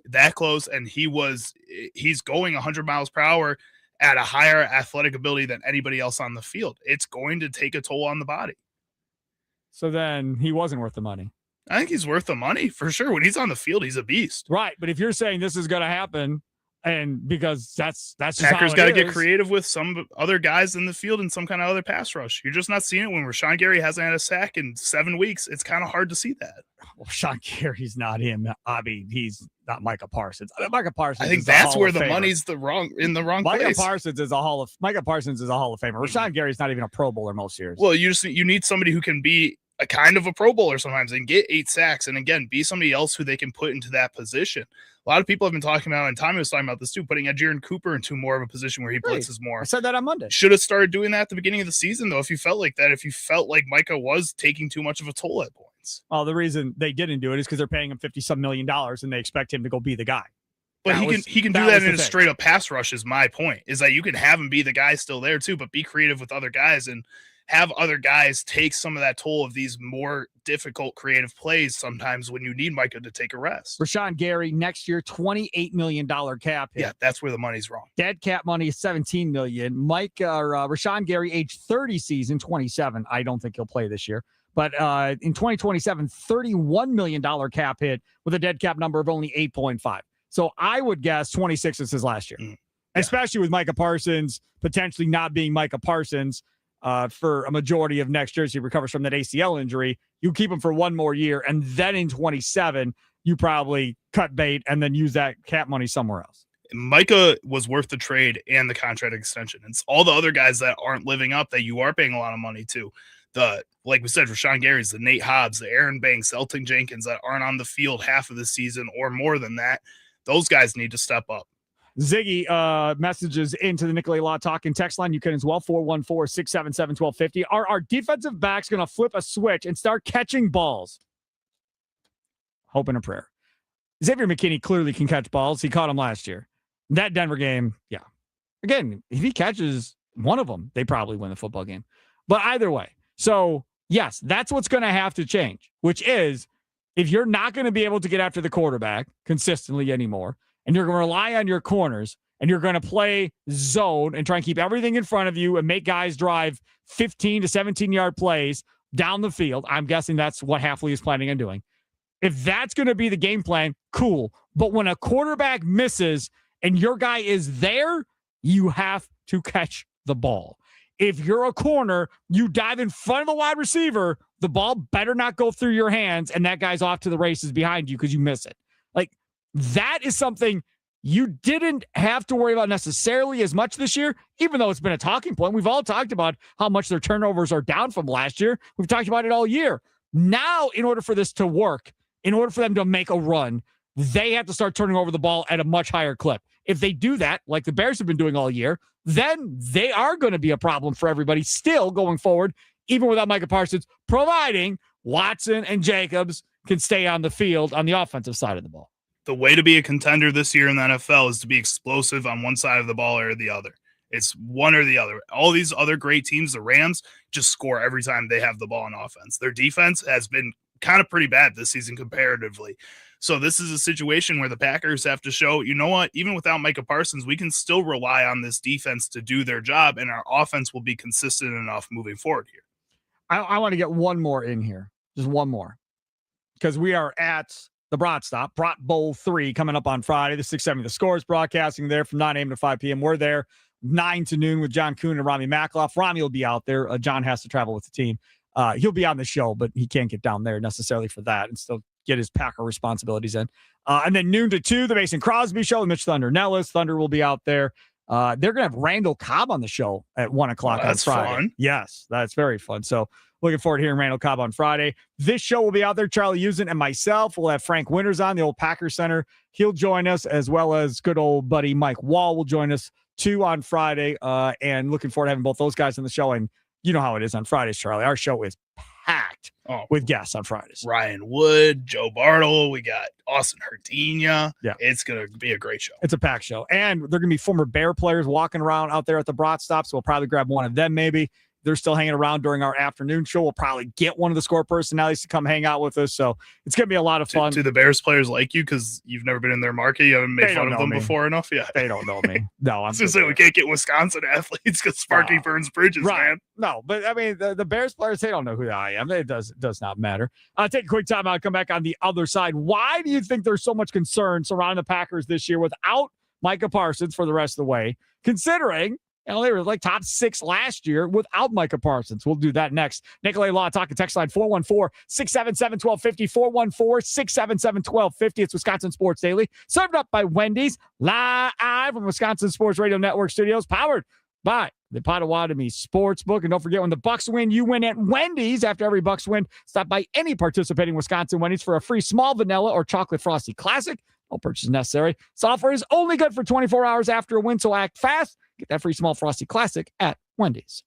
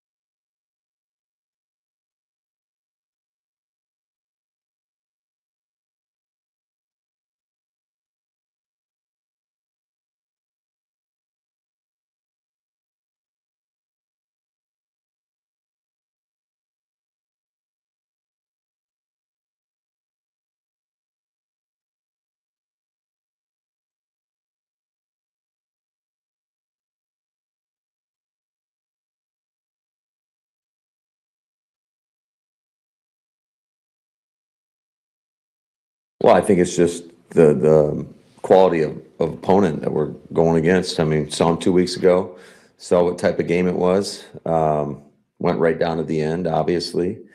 And I felt like we were in control for the most part in the first half. And I mean, it can flip quickly in our league in regards to how fast the game can kind of go the other way. But what was so encouraging was our ability to respond, when they tie the ball game up.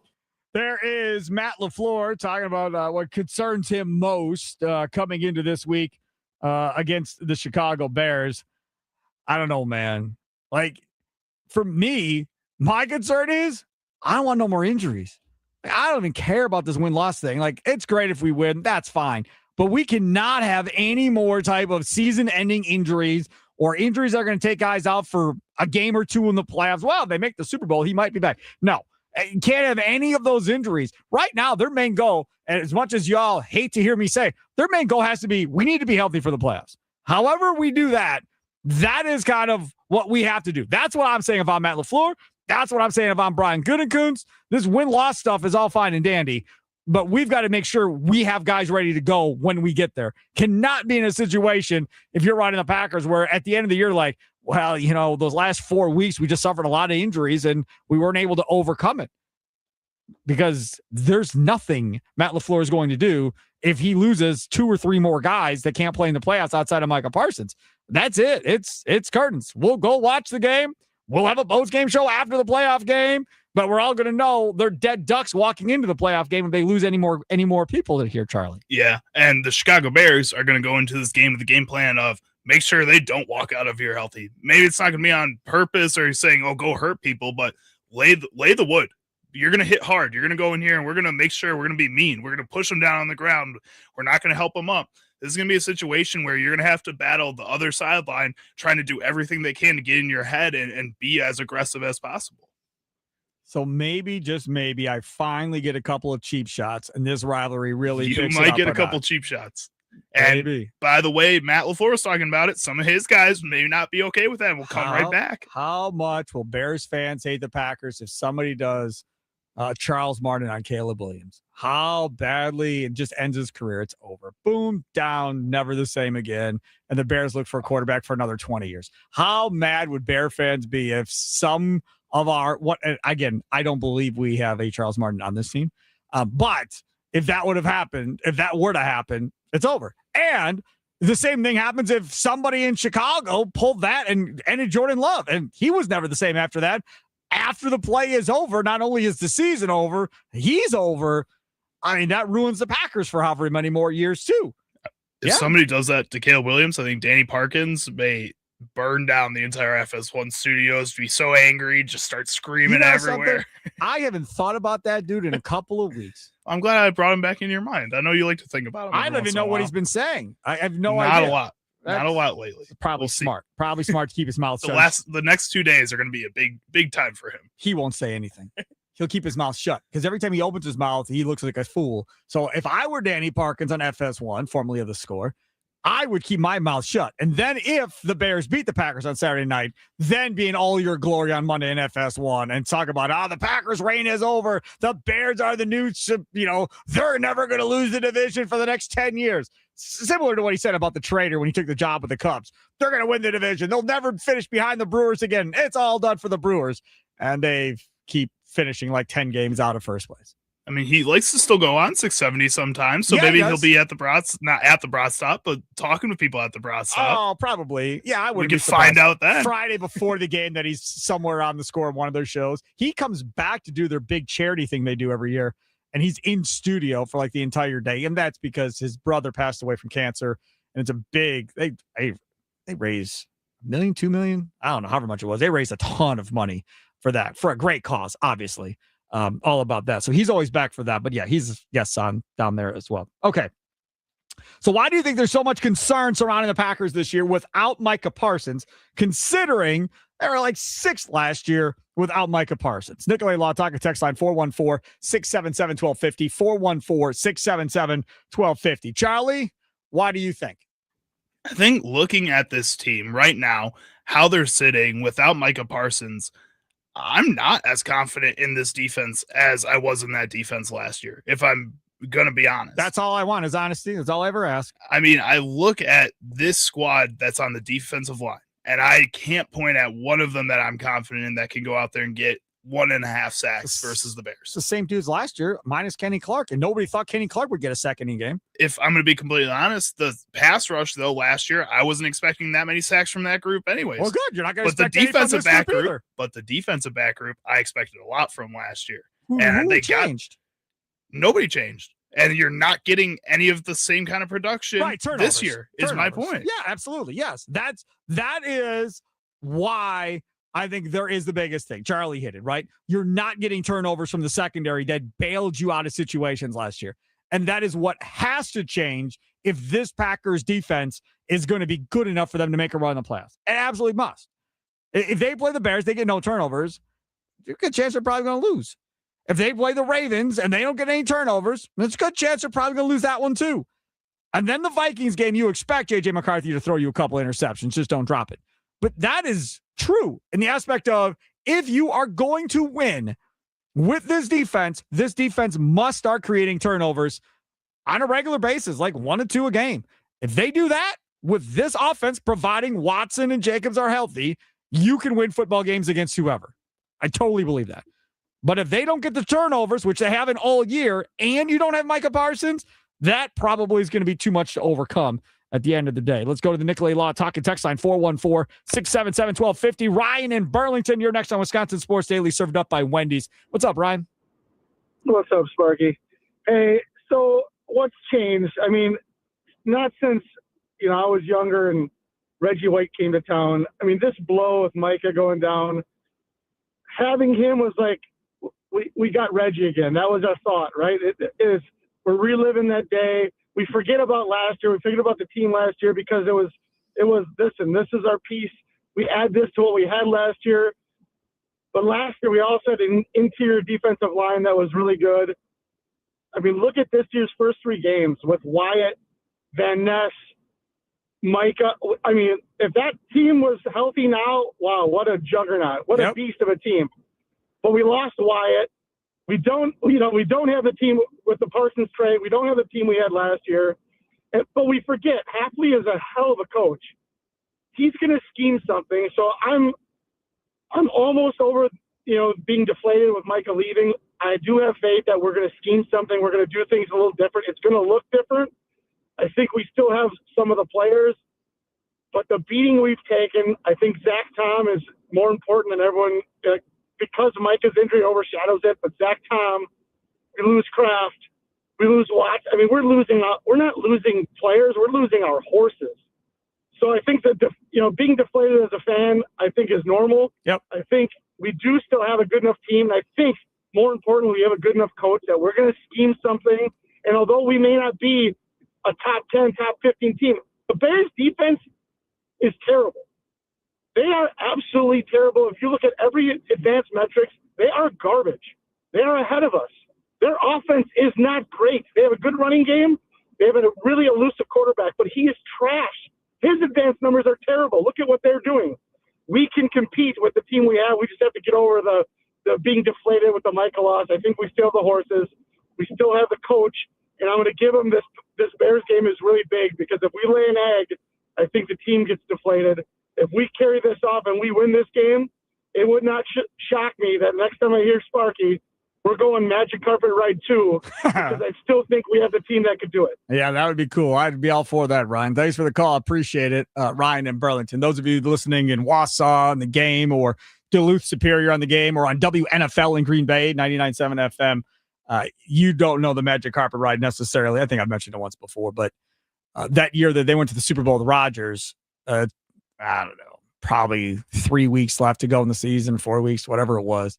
I started doing this whole, hey, man, clearly this is the magic carpet ride. I mean, you got to be kidding me. All these guys are hurt. Everybody they pick up is working. Guys that are like third string are having huge impacts on games. They're down a ton of guys. You got to win to get in. Then you go on this run. It just felt like kind of like a team of destiny. Like everything they touched worked, everything. So when that type of thing happens, then you really start to think, all right. And then it was like, oh, that's insulting. Imagine Cartwright, blah, blah, blah. That's insulting. They were really good. You don't get it. But let's just see. Then they won the Super Bowl, and I was on the radio going, hey, this could be a dynasty. You're going to get like 15 dudes back, man. You're going to be even better. Like, you might win 2-3 in a row. This is going to be something. And they never got back again, right? So, as Ron Wolf would say, they were a fart in the wind, right? Get there once, you're just a fart in the wind. So, that's what that team ended up being, essentially, with Rodgers, because they never got back again. They got to conference championship games over and over again, which was great, but they never went back again with Aaron Rodgers, which, as a fan, really sucks, because he's one of the greatest quarterbacks to ever play, and the man got to one Super Bowl only in that entire run.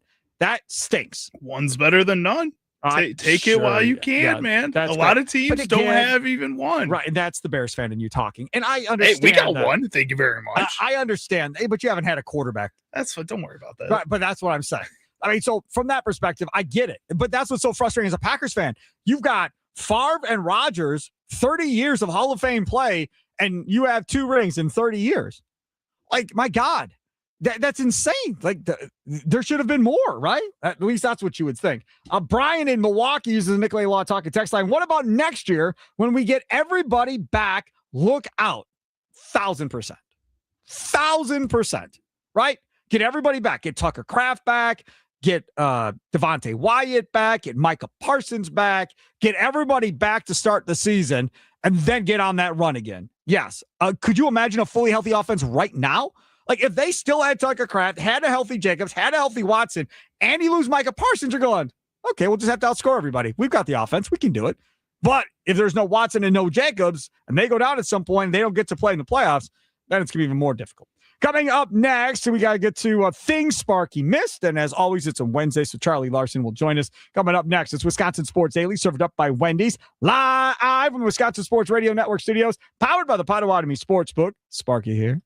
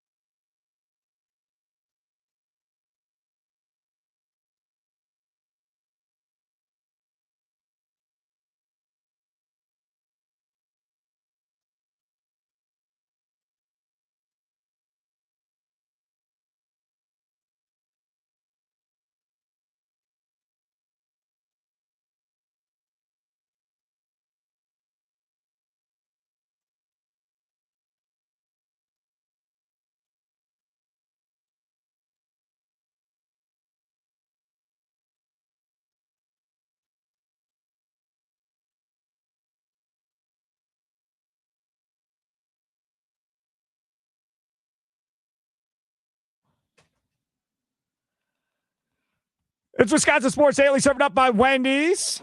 Sparky here, Charlie Usen over there. I got another text coming in, the Nicolay Lautaga text line. Berto from the 414. I think Edgerrin Cooper can low-key make a difference this late in the year. I think that kid is going to be a star for years to come. I hope he balls out this Saturday. Go Pack Go. Berto from the 414. Berto, thanks for tuning in. I believe Charlie Usen and I both agree with you on him being a star for years to come. He definitely can be. It's just, this is a moment where he needs to step up now. If he wants to be that moving forward here, if that's what we think he can be, this is a time to be a star. Be that big guy. No doubt about it. Joining us now on the guest hotline, watch him on StreamYard. He's in a new location today, streaming live on X and on YouTube as he fixes his hair. He is Charlie Larson of the Milwaukee Admirals. Charlie, I like the French doors or whatever you got going on there behind you, buddy. Yeah, well, obviously this is an undisclosed location for my personal safety. I can't disclose where I am.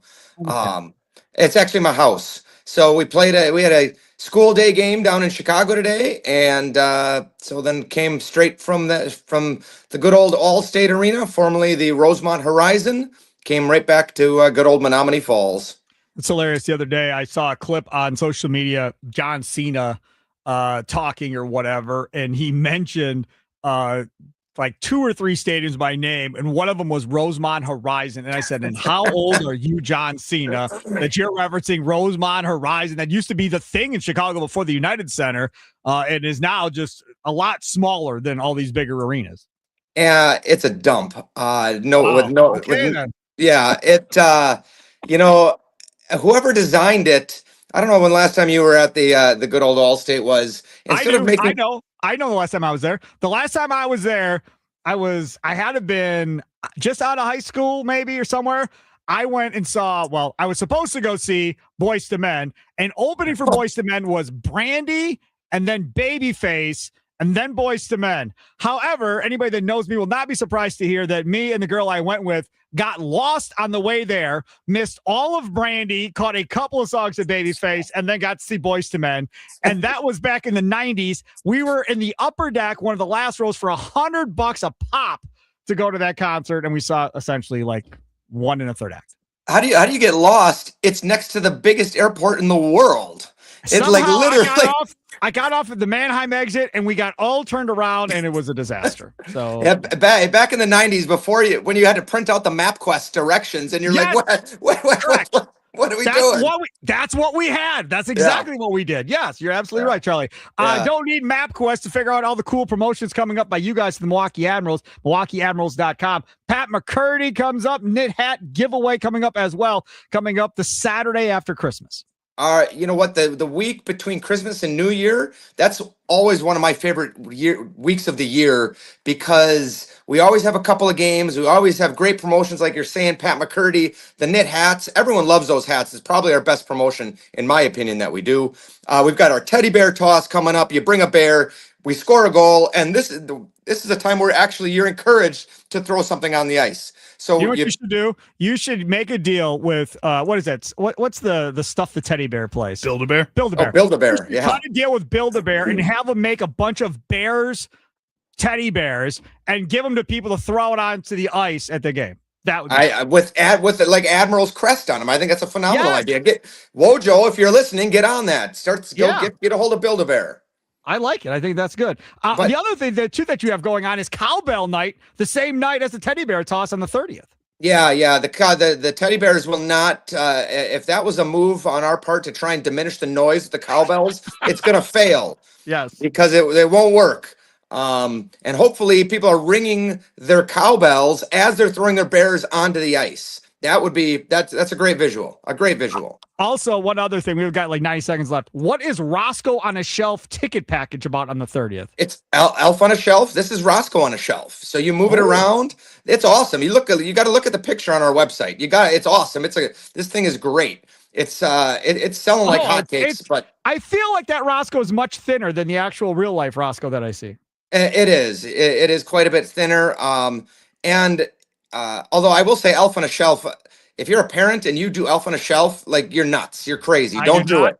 I do not, and I will not. No. Yeah. MilwaukeeAdmirals.com. Again, the 27th, you got Pat McCurdy and Knit Hat giveaway. The 30th, You have Princess Night, Teddy Bear Toss, Cowbell Night, Roscoe on a Shelf ticket packages available. That is unbelievable. We'll That's a talk lot. to you again. Take care, Charlie. I appreciate All it, right. buddy. Thanks, Sparky.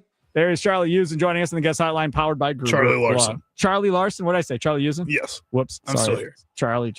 And we'll do it for Wisconsin Sports Daily, served up by Wendy's, live from Wisconsin Sports Radio Network studios, powered by the Potawatomi Sportsbook. Tommy Wirtz coming up next with the Wisconsin Sports Wrap-Up from 5 to 6. He's in for me tomorrow. My thanks to Tommy Wirtz for that. Next time I talk to you will be at Brat Bowl 3 at the Brat Stop in Kenosha from 2 to 5 on Friday. I cannot wait. Frank Winters will be on the show. Mike Wall will be on the show. And then our normal Football Friday lineup. Have a good night, Wisconsin. Toodles.